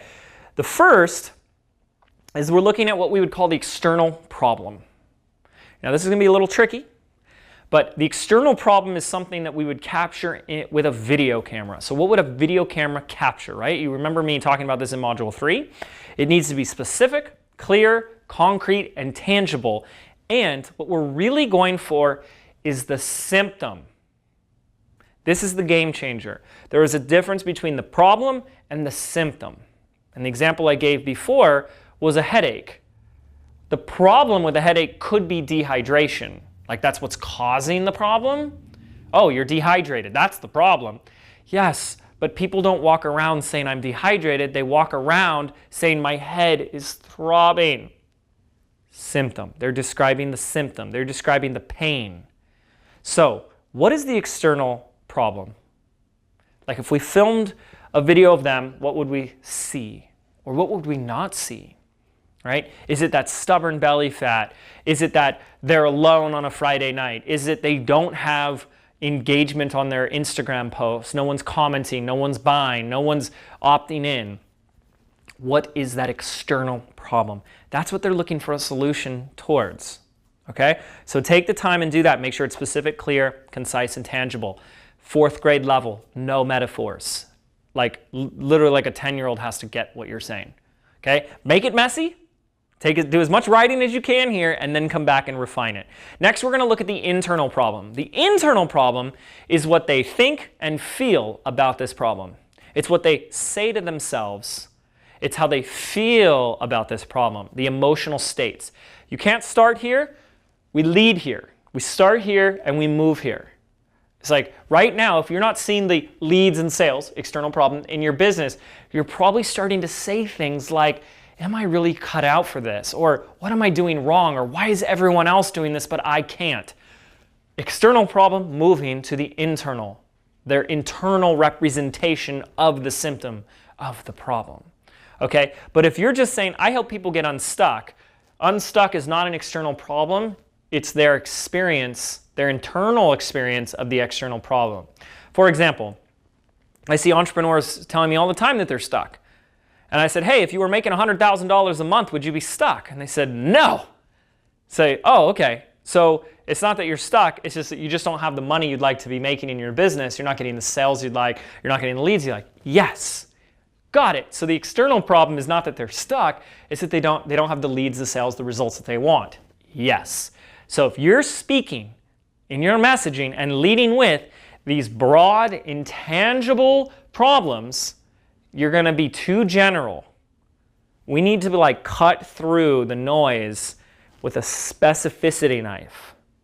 So accurate, so concise, so specific, and it helps when you really start with the external. It really does, I promise you that. Okay, if you remember in the previous video or 2 videos back when I shared the framework at the highest level, I also pointed to there's that worst case scenario. And that's what we're going to start to do here, is I want you to take the time and identify what is the consequence of this problem if it goes unsolved, if it persists. We're looking for the ripple effect of how things get worse if we don't solve the problem. Now here's why. People are more motivated to move away from pain than towards pleasure. And if you truly want to help somebody, you're going to need to point out to them what it's really costing them to not solve this problem now. That's going to move people. So you must be willing to look at, if we don't solve these problems, how are things going to get worse? What's the consequence? And yes, you can go to external and internal problems. You can go to the ripple effect. For example, not figuring out how to get leads and sales, eventually you're going to have to give up on your dreams and go back to a job you hate. Right? Consequence of the problem. All right? If your marriage is suffering, and we don't solve the marriage issues, it's going to end in divorce.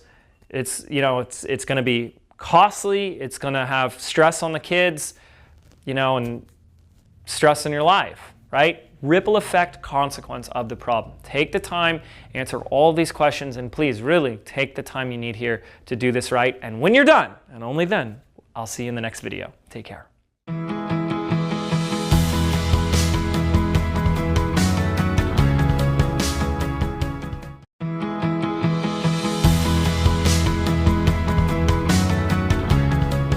All right, welcome back, Module 4.2 here, and really quickly, I want to go over a 30,000-foot view of the messaging framework that we're going to cover. This is the big picture so that you'll get it conceptually, so that once we get into the next videos, it's like right to work with the exercise, okay? So we're going to break this down into just a few simple pieces, and these are critically important things that you need to identify. So the first thing is understanding, as you've heard me say at this point, that we are in the problem removal business, right? And so first and foremost, people are going to pay you to solve a problem. So if we haven't identified and communicated effectively, clearly, and concisely what the problem is that we solve, people aren't going to find this relevant. So we always start here with the perceived problem that your ideal customer is struggling with. So we start with the problem. This is like what we call the before, right? And then everyone who has a problem wants a solution. This is what we call the after, or the transformation. Okay? And so really what we're doing is we're taking them on a journey from where they are right now to where they want to be, where they are right now to where they want to be. And one of the things that is going to be very beneficial to most, if not all of you listening, is the way in which we're going to take people from here to here. See, we're not going to go into this content, into the training, but when you learn about the levels of market sophistication, you realize that you can't just today in most markets just make a promise and people are going to buy. Like, hey, you want to lose weight? You're going to lose weight. How to lose weight? Click here to buy, right? Like, that's not really an effective messaging model. That's today is going to get people to say, oh, I've heard that before, okay? And so what we're doing as information marketers and content distributors is that we have to identify something that's going to take someone from here to here. And this is what we call the missing ingredient or the vehicle. The vehicle of transformation is the thing that takes someone from where they are to where they want to be. And the first thing is, this is not your course, this is not your offer. This is where people get it wrong. You can't say, hey, you're struggling to lose weight, you want to lose those stubborn 10 pounds, the answer is my course. That's market level sophistication 1. That's too low for where your market's already at. We must present a vehicle. A vehicle is an external thing. It could be a framework that you create, but it's not your course. And your messaging becomes creating demand for this vehicle. If you remember in the previous video, I gave the example of sharing my messaging around how our podcast attributed to list building and more sales. Guess what my vehicle is? Podcasting. I didn't create demand for my product, I created demand for the vehicle. Podcasting. You create demand for the vehicle by demonstrating that the vehicle is the best vehicle to get someone from where they are to where they want to be. If you get that, this is going to be so easy. So people are on this this line, this trajectory, going from left to right, and we want to make a case in our messaging, and the better you make the case, the more sales you're going to make, that your vehicle is the best vehicle. And one of the things that's going to really help to identify that is that there's where somebody is, there's where they want to be, and then there's their fear of where they don't want to be. And it's really important, you're going to go through some exercises to help identify this, of where they don't want to be, because they don't want to get worse, right? That's the worst fear, is this problem's going to get worse, and then that's going to have this ripple effect. Okay, and so what we want is we want to get people oriented on the path to success and transformation. And so we want to say, don't go that way, you want to go this way, and this way is about going through the vehicle. Conceptually, it's as simple as that. Identify the vehicle that is the most effective vehicle to get people from where they are to where they want to be. Your messaging becomes making a case for that vehicle. Okay. We're going to break you through all the exercises, but I want to give you some quick examples so you can see this in action. So the first one I'm going to use is my YouTube one, right? Because I was teaching YouTube with Video Traffic Academy for years. The problem that I was solving was an online business owner, online entrepreneur, not getting enough leads and sales. Pretty clear. The problem was not, I don't know how to use YouTube. See, I had a lot of people that would take Video Traffic Academy or see what I was doing and try and copy me, and I always laughed because I knew they didn't know what you're now learning. They would try and create the same training and saying how to make videos, or learn how to use YouTube, or learn how to get more views, or learn how to get more subscribers. They weren't speaking to the actual problems that my ideal customers had. And when you begin to speak to the problems, and you identify the vehicle that's going to solve that problem and get them to the destination, the transformation, they're going to start paying attention, and they're also going to start paying you. Okay? So that was the problem I started with. Now the transformation is obviously the antithesis, the opposite of the problem. Not enough leads and sales? Plenty of leads and sales. But then I even anchored it with this bigger idea of being the celebrity authority, where selling becomes easy. You don't need to sell anymore because you've been established as a celebrity and authority. Think about it. Look at how big brands use celebrities all the time to help make selling their stuff easier. Well, we're going to make you a big brand. Okay, so that was the transformation. And I said, in order to get you more leads and more sales and make you a celebrity authority so you can attract more leads and sales quicker and easier, the vehicle was YouTube. And all of my messaging, my webinars, my video series, my launches was around making the case for why YouTube is the best way to help you get leads and sales. It was actually really easy to do because I could just show people how to make videos that get ranked at the top of YouTube and Google when people are searching for questions on how to solve a problem, and how being positioned in a video makes you more of the celebrity. And then I showed them how I grew my business. So I had all these different things that I did to make a case why YouTube. Okay, so that's one example. I'm going to give you a few more. This is actually a great example. This is a real person in the relationship space. So if we have anyone here dealing with love, relationships, dating, the problem that this person was solving in this course, this product, was the spark was gone in the relationship. They're no longer in the honeymoon phase anymore. They felt more like a roommate than a lover. That's the problem. And that person wanted to spark the romance back. Okay? So the transformation is they got things hot and heavy. It was like, we're back like we're just started dating again. We're flirting. We're, the rest I will leave for another time. You get it. There might be kids present, right?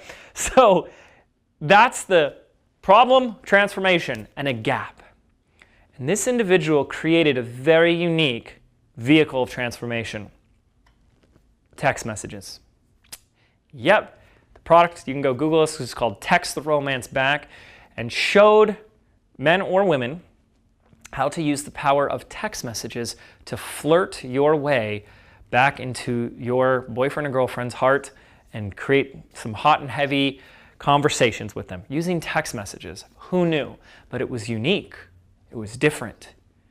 It was a different vehicle than anyone had ever heard. And when the offer was about, hey, here's all these pre-written texts that you can just copy and paste, it did extraordinarily well. Believe it or not. You can laugh about it all you want, but it did extraordinarily well.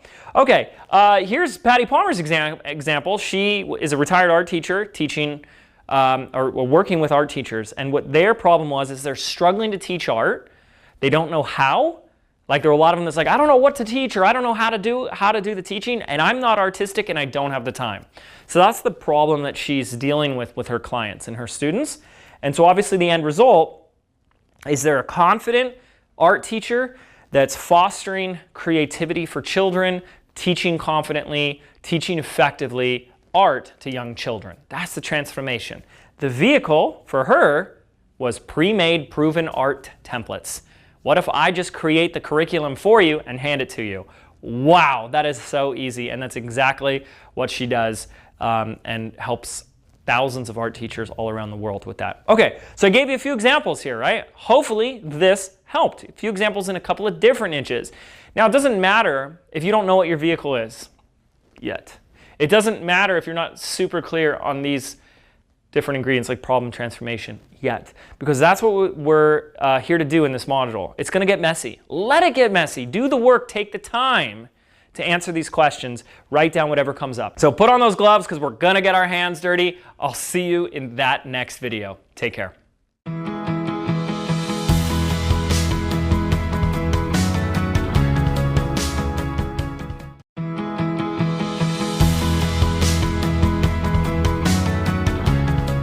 All right, welcome to Module 4.7. Today, here in this video, we're going to go through something really important.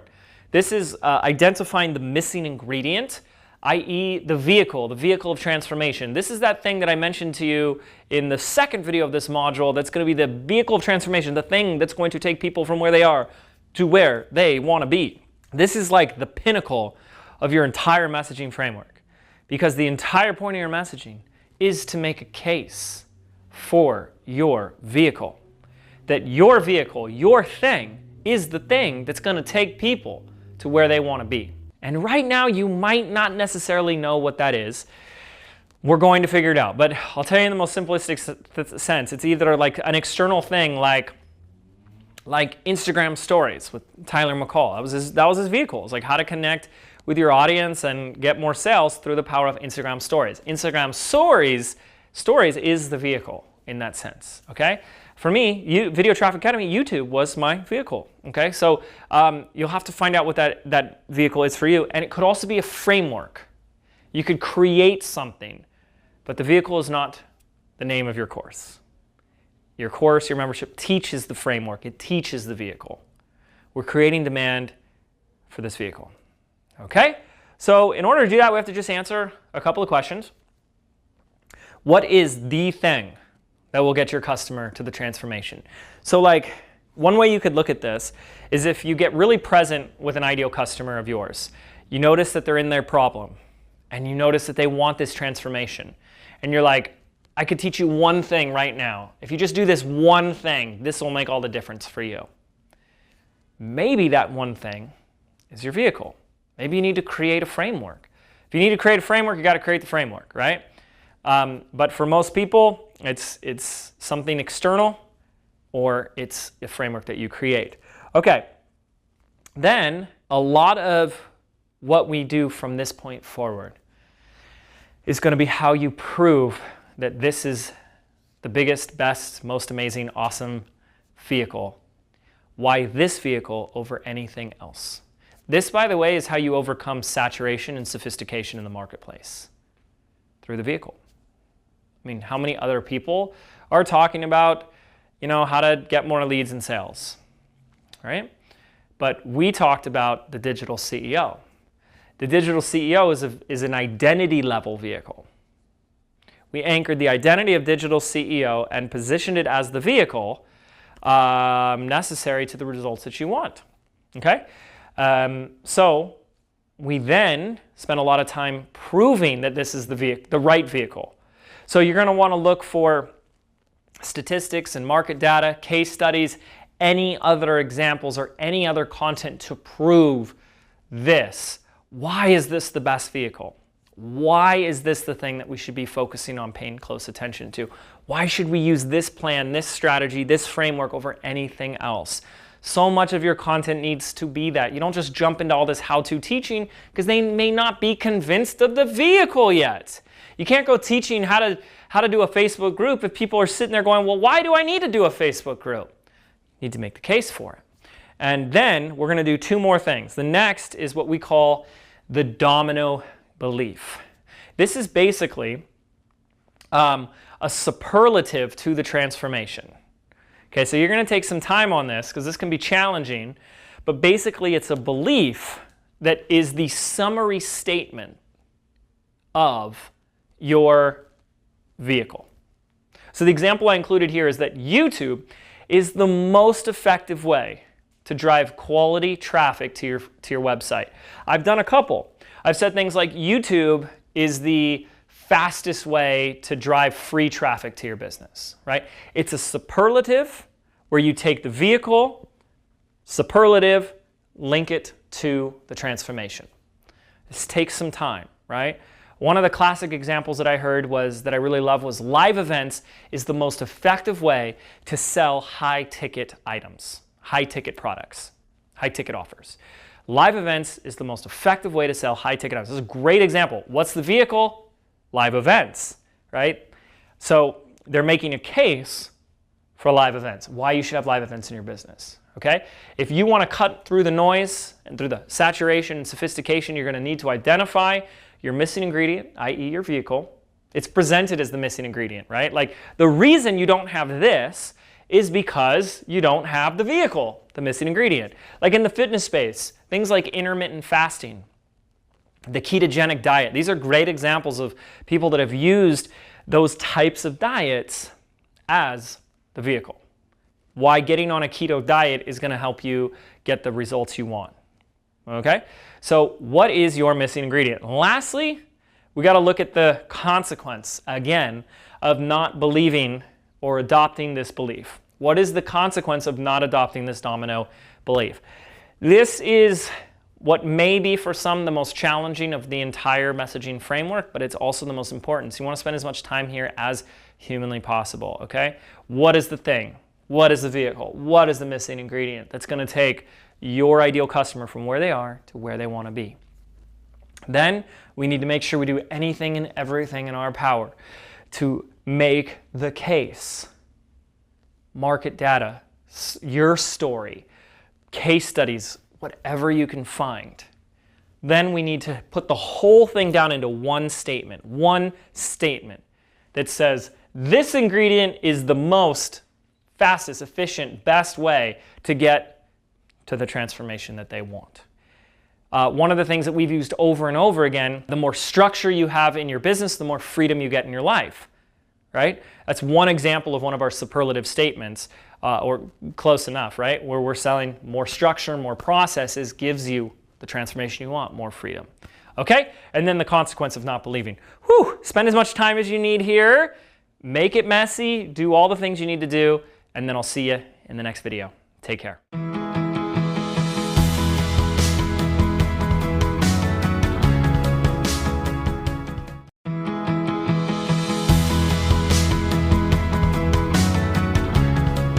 All right, welcome back. This is module 4.6. We're continuing with your messaging framework. We've got the basics down, okay?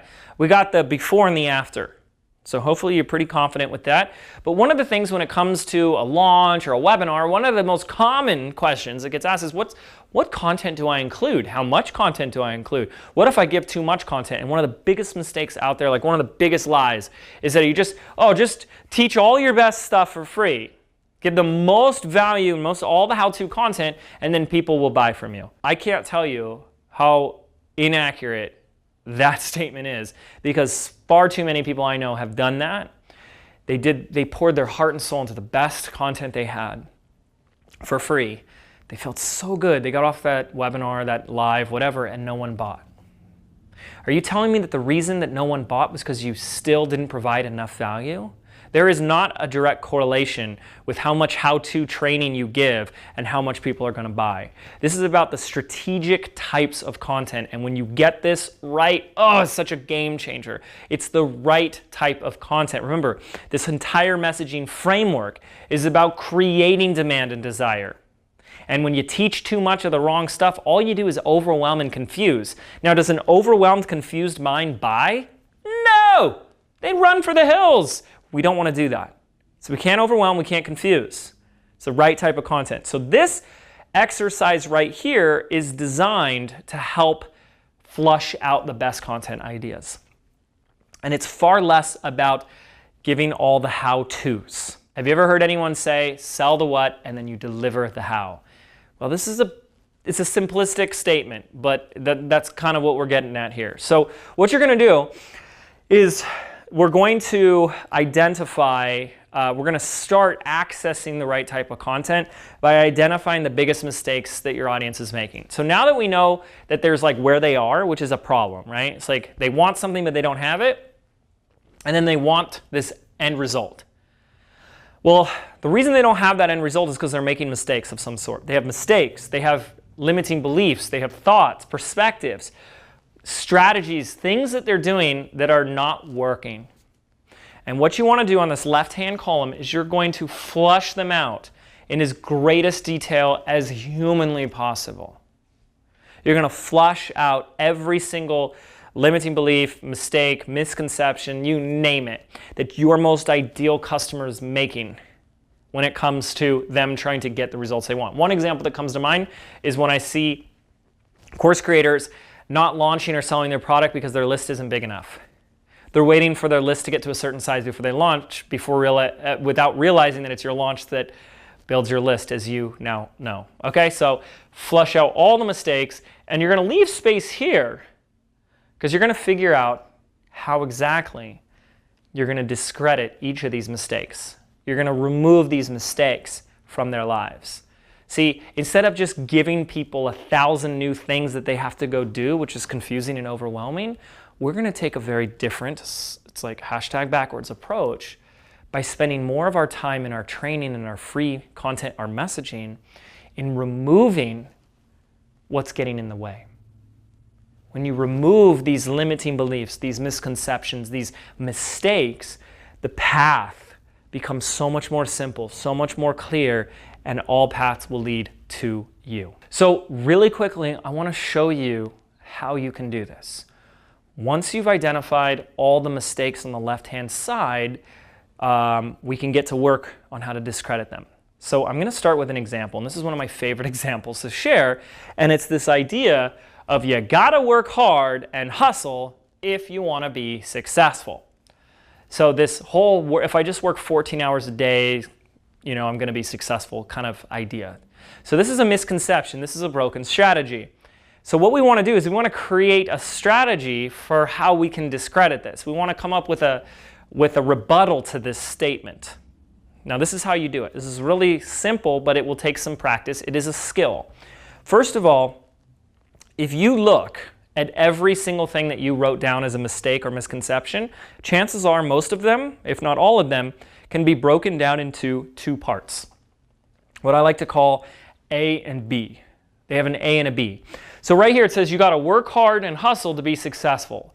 So working hard and hustling is the A, successful is the B. So in other words, A equals B. Working hard and hustle equals success. Okay? So that's how we kind of create this structure of this statement. So once you identify that, this becomes rather easy. We want to create a counterexample. We want to discredit A equals B by finding anywhere where A does not equal B, or when B doesn't equal A, right? So that's, I know this might be a little confusing at first, but we'll go deeper with this. You identify the mistake. One half becomes A, the other half becomes B. Like you have to have a list before you can launch. Got to have lists as A equals launch B, okay? Then we have to discredit that lie, that limiting belief, by finding an example of when A does not equal B or when B doesn't equal A. And here's an example of that in action. Here's how I found an A without a B. Simply asking the question, how many people do you know that hustle, that work hard, and still have nothing to show for it? Right? How many people do you know that are successful and don't work hard and hustle? So that's when I took B but not A. How many people do you know that are successful but don't work hard and hustle? Like James, okay? So find A but no B, or B with no A. That right there begins to discredit the limitation of the belief. And this is extraordinarily powerful. Then you back it up with a case study, a testimonial, your own evidence in your own life, or a statistic. Powerful. Okay? But this is the type of content that people need. So what you're doing in this exercise is two parts. You're identifying the mistakes, the misconceptions, the limiting beliefs, the broken strategies that your ideal customers are attempting to do to get to where they want to go. And then you're going to discredit them. And part two is this strategy right here.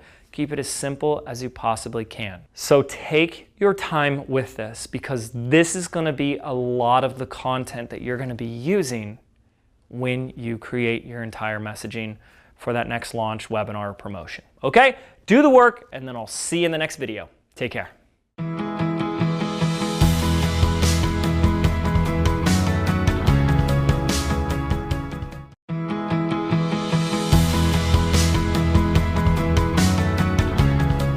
What's up? Welcome to Module 4.8. This is like one of my favorite segments to teach. I'm so excited, so I'm so happy you made it this far. However, I got to check in and make sure that you've been staying up to date and doing the work and all the exercises, including getting to know your vehicle. Because if you didn't at least identify one vehicle for this video, this isn't going to really help you. It really builds on that last one, as you're going to see. But I can tell you right now, the way I like to look at this is if you go back to the module, the second video of this module, it was the before, the after, and the vehicle, right? The problem, the solution, and the vehicle. And I kind of look at it as like, here's these two islands, where they are, where they want to be, and then we got to get them to where they want to be on a vehicle. Okay, so actually another way to look at it is two destinations. So someone's in LA and they want to go to New York. Well, think of all the different ways that people could go to get there. You could walk, you could drive, you could ride a bike, you could take a boat, you could take a plane. So we need to identify the best vehicle, the most effective vehicle, right? Now, in this example, it would be an airplane, right? That's probably the best way to go from LA to New York, where they are to where they want to be. And we would make a case. Now, how easy is it to make a case on why flying is better? It's quicker, you know, it's quicker.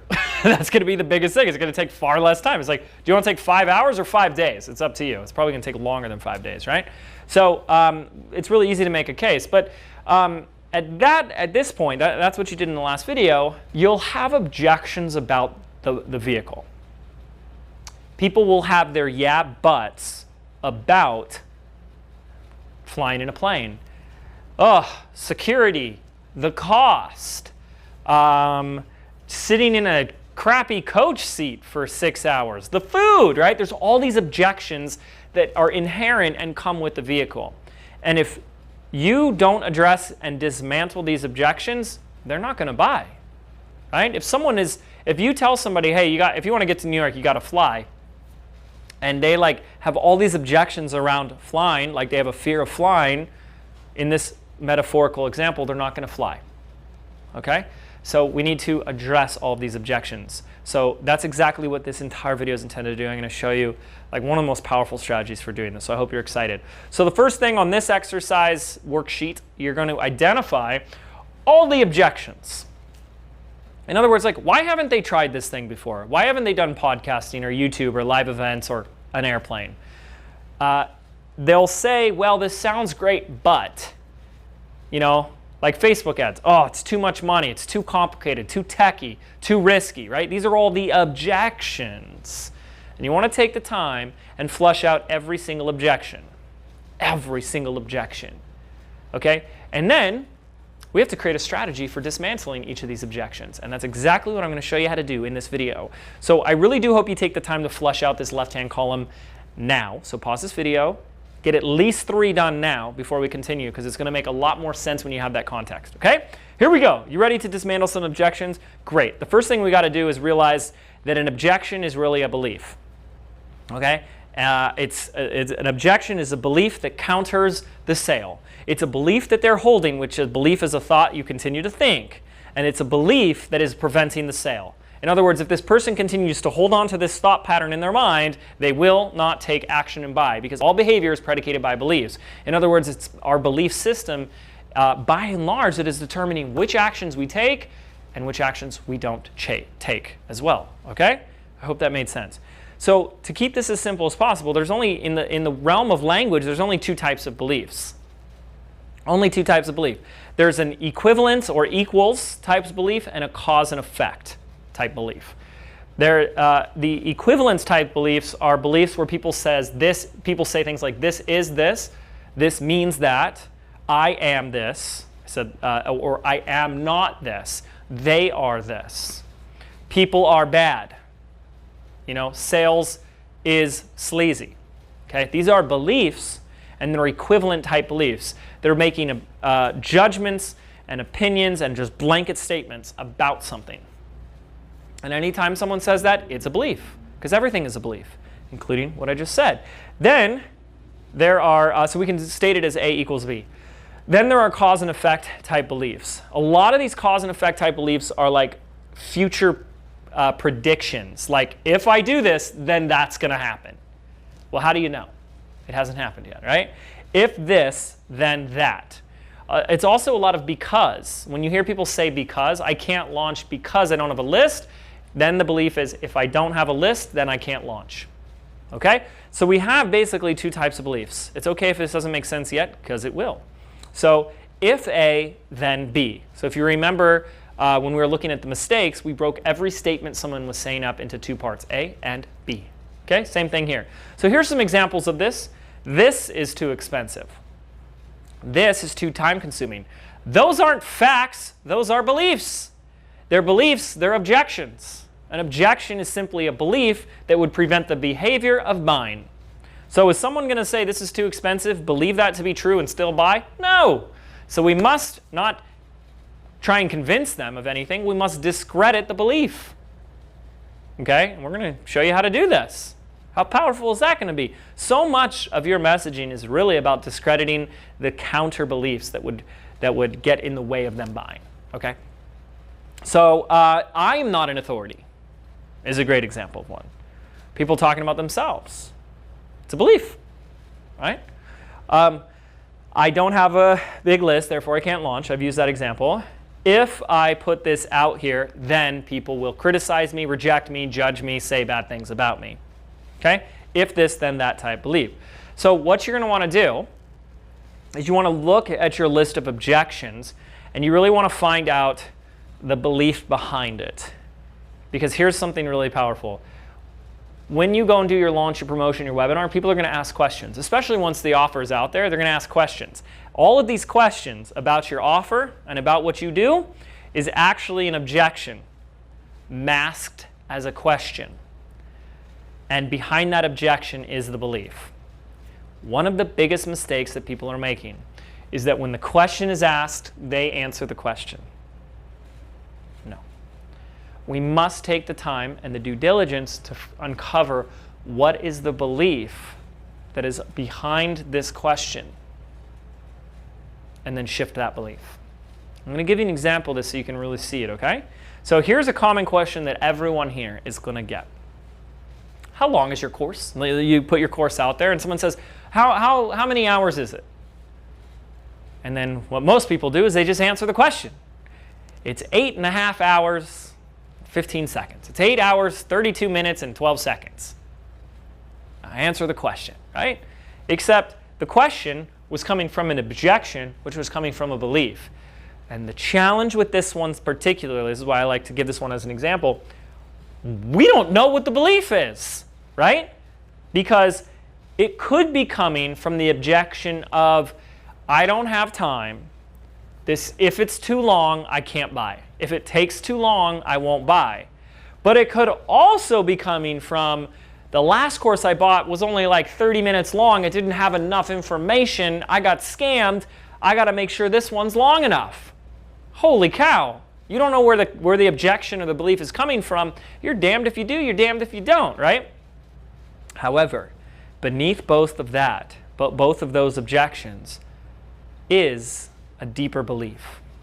And the deeper belief has to do with this belief or idea that the length and amount of content in videos somehow determines the value of the program and whether or not they should invest or not. I want you to consider that for a moment. That when someone is asking how long is your course, on some level they have a belief that length and value are somehow correlated. So let me ask you a question. Let's say I hold all the secrets to you making $1 million launch, everything you need. If you had a choice, would you rather learn that in 30 minutes or 30 months? If you had a choice, you'd get the same result, but you'd rather take 30 months to learn it or 30 minutes, assuming you'll both end up at the same spot, the same result. I would hope that you value your time and would want to learn it in as short a time as possible, right? So length of time, value, not the same. In fact, if you're struggling to believe in the value of what you deliver and so you're overcompensating by trying to make your courses longer, you're not helping anybody, you're hurting them. The shortest distance between a straight line, or between 2 points, is a straight line. So let's make it a straight line. Let's give people the path of least resistance to their transformation. Let's just go teach all this other stuff on the sides and fill it with more stuff to overcompensate. Okay? So if you're not addressing the belief here, unfortunately, if you're just answering that question, even when they get that question answered, they're not going to buy. So if someone were to say, James, how long is your course? I would say, that's a great question. I get that question all the time, and I think the first thing I want to share is it's not a matter of how long the course is. What's really a matter is how fast you can start getting results. And what we have are students inside Business by Design who take their first execution guide, and within 7 days, they're already making their money back. And then there are others that come back to the program months and even years later, and they're still going through the content to grab something new that they can plug into their business. So really, this isn't even to be looked at as a course at all. This isn't a matter of how long it needs to be or how long it's going to take to get it finished. This is about getting you into action as quickly as we can by giving you the right action steps. Notice what I did. I didn't answer the question, but I addressed something deeper beneath it. You must be willing to do this. So hopefully I can take this through with a little deeper for you, okay? So if you did the work and identified at least 3 objections, I'm going to show you about 4 or 5 ways now to address and dismantle any objection, okay? Because an objection is simply a belief. It's a belief that counters the behavior of buying. And everything is a belief. A belief is not the truth, it's not fixed, it's not absolute, which means there's always exceptions. But if you're not willing to shift that belief, then you're going to buy into their beliefs, and then they're not going to buy into you. And we don't want that happening. So let's use this example. I'm not ready for this training. This is a very common belief or objection that we've had and we've needed to overcome with our students inside Business by Design. I'm not ready for this training. So the first thing we need to do is we need to create that A-B framework again, okay? Now, there's a couple ways that we could do this, but the way I decided to identify the A and B is to say I'm not ready as one side, and then I added a part. Therefore, this isn't a right fit for me. Therefore, I'm not going to buy. Therefore, I'm not going to join. Okay? So not ready means or equals not going to buy. That's how I decided to create this identification of the two sides. Not ready means not going to buy. Okay? Once you've identified the A and B of every objection, it's going to be a lot easier to dismantle it. Because what you're basically doing is saying, they're saying A equals B, and you're going to say, no, it doesn't. But you're going to make a case to demonstrate it. And the more effective you make that case, the more likely they are to agree with you. Okay, so let me show you a few ways to do this. The first is to change the meaning. So right now, we're saying A equals B. Not ready means not a right fit, not right now. And so we can go, well, what if A doesn't equal B? It equals C. A doesn't equal B, it equals C. And then we can create what C is.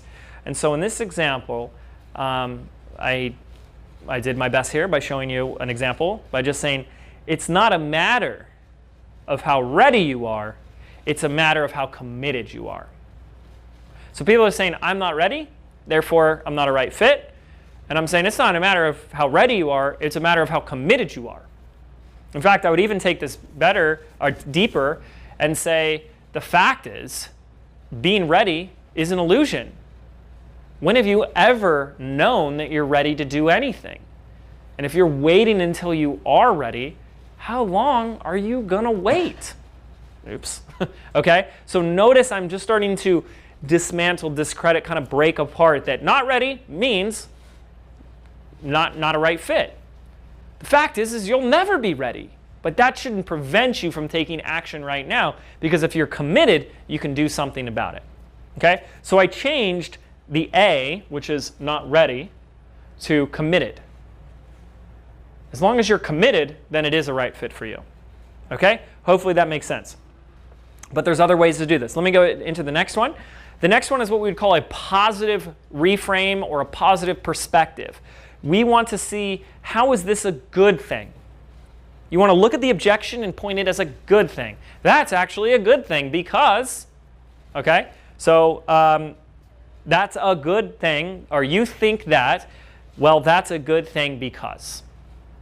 Okay, now, again, what you'll find is as you come up with these, there'll be one or two strategies that are better than the other. So you want to try them all on for every objection and then use the best one.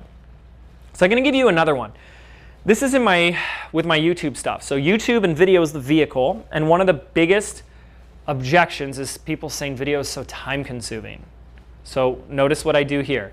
You may think that video is time consuming, but that's a good thing because most businesses, including your competitors, won't take the time to do it.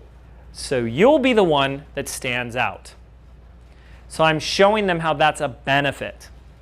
So how can you take the thing that they see as an objection and make it a positive? Here's another great example. I don't have a list. I don't have a big list. I have a small list. Therefore, blah, blah, blah. Can't sell, etc. And we can say, the fact that you have a small list is a very good thing because with a smaller list, it's easier for you to engage and connect with your audience at a more deeper, intimate level. And I don't need to tell you that it's that level of connection that you have that's going to correlate to the sales that you want. So you have a competitive advantage over the bigger names in your industry. Notice I took something as an objection and I made it a good thing. That's the second one, right? The third thing is an original solution. This means you affirm the objection. You're right, A does equal B, which is why I've included blah, blah, blah, which is why I created this. So for the I'm not ready, therefore this isn't a right fit for me, I could say, hey, you may not feel ready, and that's okay. That's why I've included a 60-day launch your business beginner boot camp. Absolutely free when you join in Business by Design. I just made that up off the top of my head, okay? So, hey, you're right. And that's why I created this. Powerful, right? Let me give you another example of that. So again, the prompt statement here is like, that's why I've included. So going to my YouTube stuff, people would say, again, video is so time consuming. That same objection Well, look, video is time consuming. You're right. Notice how I affirm it, which is why you're going to get my complete video outsourcing mini course so you can completely let go and outsource your video editing once and for all for just a couple bucks an hour. Now you can start making higher quality videos that builds your business without spending all that time doing it yourself. Okay? I address the objection by delivering an original solution. All right, we're going to do one more. This is the counterexample. We went over this with the mistakes. This is looking for the exception. When does A not equal B? Or when does B not equal A? So we already demonstrated this in the previous video, but I'll give you another example here. Do you think that all successful entrepreneurs waited until they were ready before they got started? So what I did is I said, you know, they're saying I'm not ready, therefore I can't start, or therefore I can't join, or therefore I can't start my business, whatever. And I just said, well, do you think everyone that's successful waited until they were ready before they got started and invested in themselves and got committed? That gets them to see it from a different perspective. Oh, I didn't think of it that way. And that one sentence, that one question can get them to just think differently and maybe, just maybe, let go of this objection, this belief that's been preventing them from enrolling in your stuff. This is critically, critically important. In fact, if you don't come up with at least one strategy for dismantling every single objection, you're going to be leaving a lot of sales on the table and a lot of the ideal customers that actually need your stuff, you're going to be leaving them behind. And I don't want you doing this because they have these thoughts, they have these beliefs, they have these stories in their head. It's not their fault. They don't know any better.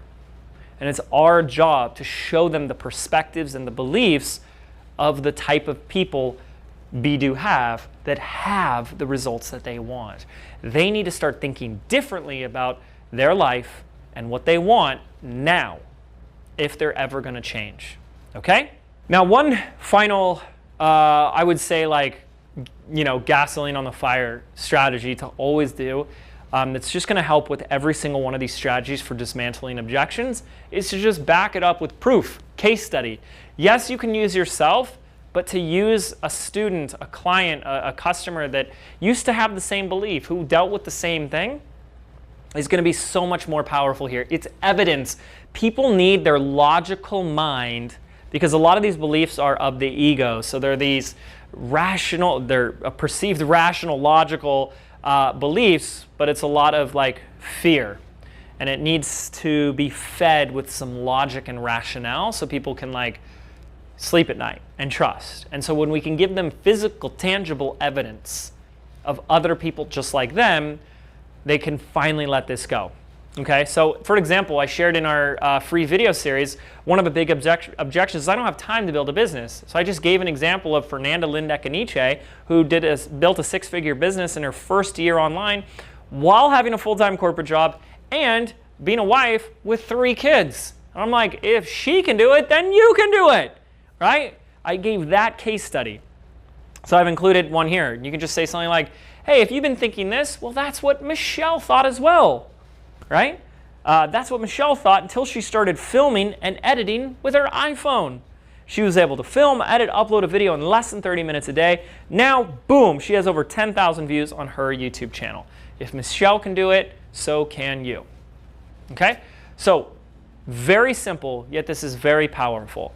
The objections are like the walls that will prevent your people from continuing through your messaging. They will stop at these walls if they don't get their objection addressed. These will be the stopping points for them. And if they don't get to the end, don't expect them to join, okay? So please take the time, flush these out, and have at least 1 to 2, maybe even 3 strategies for dismantling each and every one of them. Okay, do the work. It's tough, I know. It's tough, it takes time. But this is the most critical, vital stuff. Do the work, and I'll see you in the next video. Take care.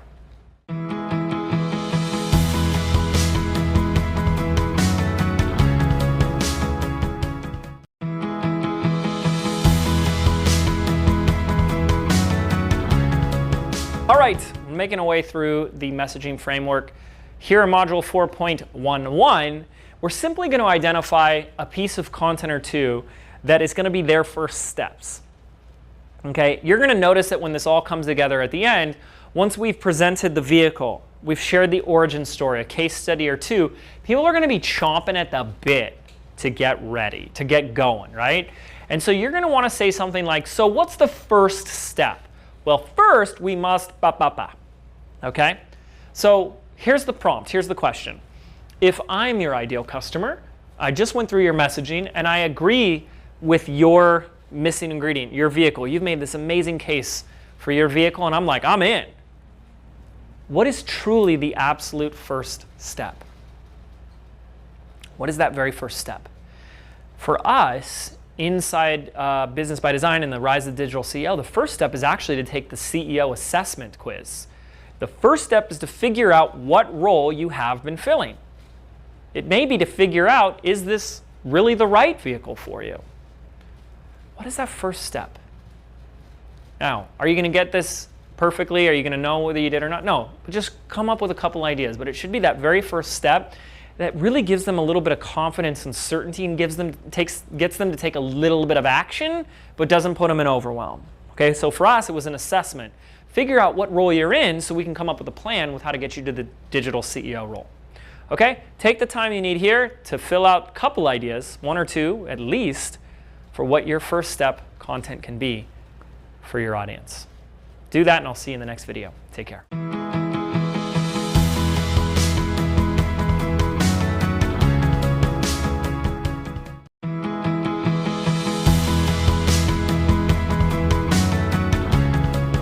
Welcome to Module 4.9, the origin story. I think one of the most important pieces that's going to really connect your audience to you and the vehicle is through the power of story. And more specifically, it's your origin story. In other words, it's how did you come to be teaching this? How did you land on this vehicle or framework as the vehicle or framework that's going to change their life? People need to have that context. They need to hear it through a story. And any great story starts with you in your own problem who went on a journey to get to the solution. And part of that story needs to include how you found this vehicle yourself. And really, the story is a look into the future of their story as well. It's going to future pace them on their journey. So it's really their story, but they're in chapter 1, and you've just completed your chapters, your book, and you're now recapping your story. This is critically important. So in this video, you're going to take the time to find your origin story. It's the point, it's the lowest point where the problem was the biggest, where the stakes were the highest, and the emotions were at the lowest desperate place for you in your life. But it was also that pivotal moment where you found the answer, the solution that you're now sharing with them. This is the origin story. So, a couple of prompts to help you flush this out. The problem you were struggling with, the low point, the turning point, the result, and now the ripple effect. So for example, when I did my YouTube stuff, the short version of that story is saying, now if you're someone that's struggled to, maybe you got a great product, a great idea, but you've struggled to actually get sales, then chances are you can relate to this. Back in 2007, I had launched my first online product, which was a course on how to bartend, and I had the sales page, I had the product done, and then crickets. No one was buying. So I started trying everything, right? And I would kind of go into this, and I wasn't getting any sales. I'd kind of probably talk about how I felt here. I was like getting really discouraged, because I'd spent all this time and effort making this perfect product, yet no one was seeing it. I had no idea how to get it in front of people. Then someone randomly at an event said, you should be making videos. You know how to make videos, go make videos. And that's exactly what I did. I went home, I grabbed a little flip cam, and I started recording myself making all these videos on bartending tips and how to get more actually tips in your business and all that type of stuff, right? And I started putting them on YouTube, and they were awful. Oh my goodness, it was like shaky camera, crappy audio. They were bad. And then something happened. April 18th, 2008, a day I'll never forget. I got a little notification in my inbox, and it says new order was placed. Now, at first, I was freaking out because I was so broke at the time that I thought I had bought something mistakenly or someone had stolen my credit card, because I'm like, I don't have the money to pay for anything right now. That's how destitute I was. And I open it up, and it says new order was placed for Bartend for Profit. Someone from San Antonio, Texas on April 18th, 2008 bought my $200 home study course on how to bartend. Oh my goodness, I was jumping up and down. And do you ever notice, like, when you go to a checkout page online, it'll say things like, how did you hear about us? Well, I had one of those on my checkout pages. And down at the bottom, where it said, how did you hear about us? It said one word, YouTube. And that's when everything changed. Okay, so that was off the top of my head. I haven't told that story in a very long time, but that was my YouTube origin story. Notice it talked about me doing something similar to my audience, going through the struggles and how it felt and what I was trying, and maybe trying the same things that you're trying, right? And then I did something different. And then I got proof that it worked. Then I could keep going. I say, and then I got obsessed. I spent every day making videos, figuring out how you do. I interviewed all these experts and asked them how they were building their YouTube channel. Then I did this, boom, boom, boom, boom, boom. And today, and you want to include all that, and today I have a channel with 13, 14 million views, 160,000 subscribers. I've been able to speak on stage all over the world about YouTube. And now I help entrepreneurs just like you do the same. That's your origin story. The problem you were struggling with when you hit that low point, that turning point, was when I got that sale that came in. How'd you hear about us? YouTube. Notice how specific and simple it is. Then the result, I started focusing, and then I grew my business. Now there's this ripple effect. Now I'm this known go-to person. That's the origin story. Must include it. Take as much time as you need. Write that story out, even just bullet points right now. People need to know why you do what you do. Your story answers that question. Do that now. I'll see you in the next video. Take care.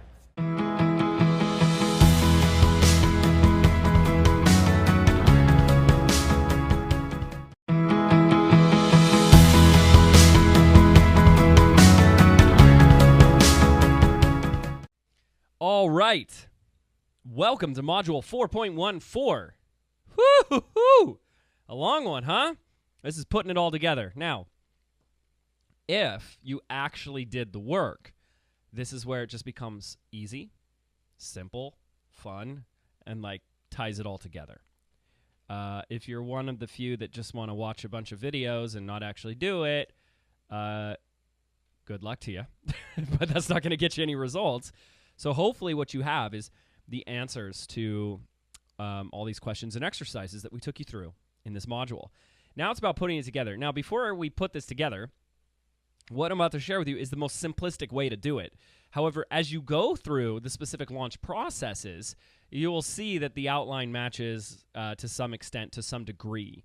And I really like to look at this like an accordion. An accordion can get really small and condensed, or you can expand it. So you should be able to have your message, your entire messaging is something you could say in like 30 seconds, all the way to 3 hours. What? Yeah, exactly. Because you could be telling stories and examples and addressing more objections and sharing more content, right? So it's an accordion. It expands and contracts based on whatever the container size is, okay? So here's the like 30-second version, really, putting it all together. We start with a promise. Hey, we got this specific problem that we're going to solve for this specific person, you know, that you might be dealing with this thing. And here's the solution. Here's the transformation. Here's what becomes possible. Here's speaking to what you really want. And then here's the thing that's going to solve the problem for you. This is the vehicle. And then here's the thing, the vehicle, the thing that's going to get you to the solution. And I'm going to sum it up by giving this one statement that summarizes all of it, that makes the case for this vehicle being the thing that's going to get the outcome. And you may be wondering, how did I come up with this? Or where did this come from? Let me introduce you to my origin story, how it all came about. Now I'm going to back up, make more of a case for that vehicle. Statistics, evidence, other examples, good arguments. Then I'm going to back it up with actual case studies of myself, of students, maybe even just other people. you know? And then it's kind of like, all right, so how do we get started? How do we know if this is the right vehicle for you? How do we know if you're in the right place? Here's the first step, okay? Then you go through that. Now they're kind of like, okay, I'm on the right step, but means objections. So, hey, you're probably thinking this. Well, we got to address this. And you're probably thinking that. So you address those objections. And by the way, now that we've gotten those objections out of the way, here's some really cool things you can do right now to start seeing if this really does work for you. And here's some more case studies. Okay, and now that you're starting to see that this is the vehicle, that this is the thing that's possible for you, now I want to give you all the steps, the big picture, which, by the way, this can be as simple as just like whatever your outline is, okay? And address any other objections that are coming up with each of those steps, pieces, or dots. More case studies. And then, okay, now that you know what to do, you probably are figuring out, how do I implement this? You want to know, how do I implement this? What do I do next? How do we get started? How do we get going? How do we make this possible? Introducing my product, my program, my offer. And that's your pivot. Now, I know that's really simple. Good. I kept it simple. But this is kind of putting everything in order, and this is a really good flow that you can have, okay? Whether it's, one Facebook Live, one email to an entire launch, a webinar, a video series, it follows a lot of this, okay? So let me just quickly do this again for you using Video Traffic Academy, my YouTube program that made millions of dollars. So if you're an online entrepreneur, you're struggling to reach more people, get more of the ideal clients, you know that if you get more leads, you can turn those leads into sales, but you're struggling to get those leads. Maybe you're spending all day on social media and nothing's working. Well, what you're going to learn is the proven system for getting found, being positioned as the celebrity brand authority, so you can not only make more sales, but you can charge premium prices. There's a promise, right? And basically, then we bring in our domino belief, our vehicle, and YouTube is the most effective free traffic source for positioning yourself as an authority and growing your business. Okay, so YouTube is the vehicle, and I've now created my domino belief. Now I'm going to start to, back it up, make a case. It's the #2 search engine. It's owned by Google. 60% of views on YouTube are search-driven. Notice as I'm saying these things, you're like, oh, crap, I should be on YouTube, right? Okay, then I'm going to go into my origin story, which is I spent 6 months creating a product, perfect everything, sales page, product, all that stuff. It looked amazing. No one bought. Then I got this idea to start making videos because it was all I knew how to do at the time. And all of a sudden, I made my first sale. April 18th, 2008, down at the bottom, and said, how did you hear about us? YouTube video. Someone bought my program in San Antonio, Texas, because they saw a YouTube video. And that's when I became obsessed. That's when I became committed to figure out everything I could about YouTube. And then I grew that business, and then I started working with other people's businesses, and the story goes on and on and on. And then I started teaching this, right? So notice this origin story. It's like, hey, I was struggling just like you, right? Empathy, connection, like, wow, this person's just like me. I can so relate. But they went on and solved this problem, and now they're an authority, okay? And then giving case studies. Yeah, and I've been able to help this person and that person. And now their YouTube channel does this, and now their business does that, right? Now we're going to address some objections. Now, I know you might be thinking, this is awesome, but I don't know the first thing about video. It's too tacky, time-consuming, expensive. And then I would address these, just like with the framework I gave you, okay? Then it's, okay, now we got that out of the way. You're, excited to get started. Here's what to do first. And it could be as simple as, we just need to see if your brand is the right fit for YouTube. We're going to do a 30-second market research test on YouTube to see if there is, if your audience is searching YouTube for your stuff. And then we teach them a little trick. They go, OMG, my audience is on there. And now they get even more excited about it. You see what I'm doing? Real easy, right? Now, there's probably more objections that might be coming up. Maybe it's other objections like, oh, I'm not really good on camera, or I'm just so busy, whatever it is, right? Now, I'm going to give a little bit more content. So all right, how do we make this happen? And so here's a piece of content. It's tips on how to come up with content ideas. Now, I'm showing them how to come up with content ideas for YouTube videos. Now, notice what that does.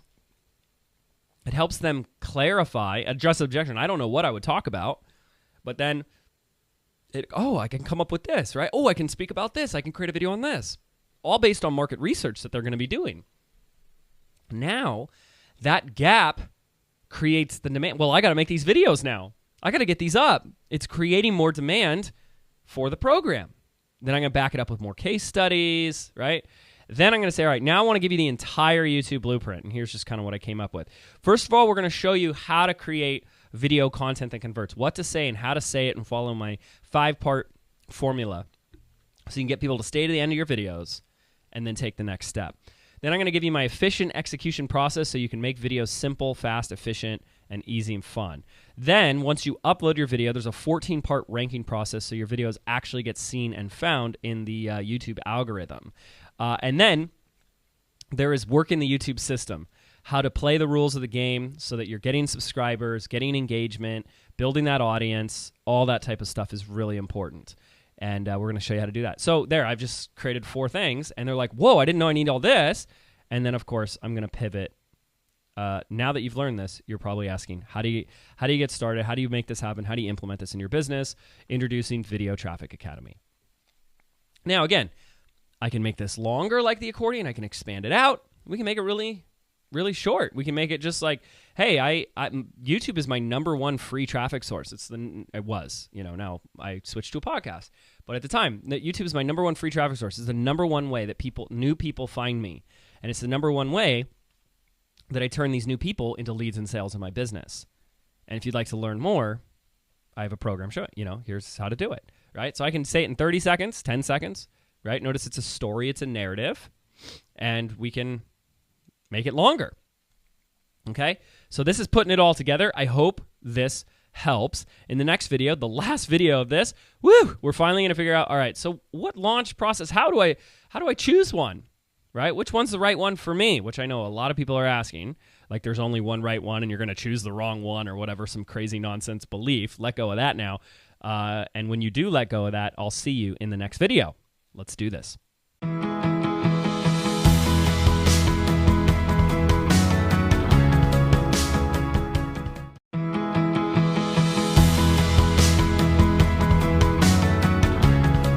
Welcome back. This is module 4.13, where I'm introducing you to one of my most favorite concepts. This is what I call the pivot, or rather the pivot and pull. This is vital. This is like selling without selling. And a lot of what we're doing as we go through these exercises is in the order in which it's going to all come together. And the last piece of your messaging framework is the pivot. The pivot is where you present the sale and then you pull away. Okay? So I'm going to give you some space to start writing how you want to do your pivot. And then below, I've included some examples that can really help you. But this is really exciting. This is that moment when you go from teaching to selling. And it's that moment in between. Do this wrong, and it gets awkward fast. The energy changes. People are like, something's wrong. So you want your pivot to be as graceful as possible. You're like this graceful ballerina pivoting to the sale, okay? And if you're doing something like a live launch or a video series, you pivot and pull. In fact, when we release the 8-part series of The Rise of the Digital CEO, it ends with a pivot, and then I pull away and I say, hey, in a few short days, the doors will be open. So the simple ingredients, there's 4, of a pivot is you want to recap the problem. It's like, so again, you're here because you're struggling with this, this, this, and this, and that's why you're here. It's why you've stayed to the end. And then you're going to recap the solution. And as you've learned, and you restate the domino belief, YouTube is the most effective way to create connection, drive traffic, and build your business, whatever it is, right? Restating this, as you now know, right? As you now know, YouTube is the most effective way to become a celebrity personal brand in your business so you can attract more leads and sales without paid advertising, right? Okay? Then we want to introduce a new problem. So if you're like most, you're probably asking, how do you get started? How do you do this? How do you incorporate YouTube into your business so you can become that celebrity brand? Well, that's exactly why, and step 4, introduce your offer. I created Video Traffic Academy, your entire step-by-step blueprint designed to show you how to reverse engineer YouTube to get your videos ranked at the top of YouTube and Google, so more of your ideal prospects will find you instead of your competitor. So I've introduced the offer. That's the pivot. It's really simple. Recap the problem, recap the solution with the domino belief attached to it, and then the new problem is like, so how do we do this? How do we actually put this in action? How do we get to work? Well, the answer, the new problem, or the new solution is the offer. This is the pivot. And again, if it's at the end of a video series or something like that, we like to have, we do the pivot and then we don't open the doors to the cart for a few days. So we pull away. And in a few short days, we'll be letting you know when the doors open. And we'll have all the details for you. Okay? So I've included a few examples of the pivot as a framework that you can follow, but I'd really like you to practice your own first, because you don't want to necessarily just use script template. You want to use your own. You want to use your own style, your own language, your own way of doing things, okay? But this is the pivot. I think this is vitally important, and when you're doing something like a webinar, you want to practice this, okay? It's that subtle shift between I went from teaching and now I'm more into selling. But the fact is what you're going to get is when we put this all together, you're selling the whole time. So this pivot isn't even that awkward, because it's teaching and selling at the same time, because you're selling that vehicle the entire time. And this pivot is that first time we transition to the exact offer. And we want to get this right. So take your time here, check out the resources I have below so you can see examples, and then I'll see you in the next video. Take care.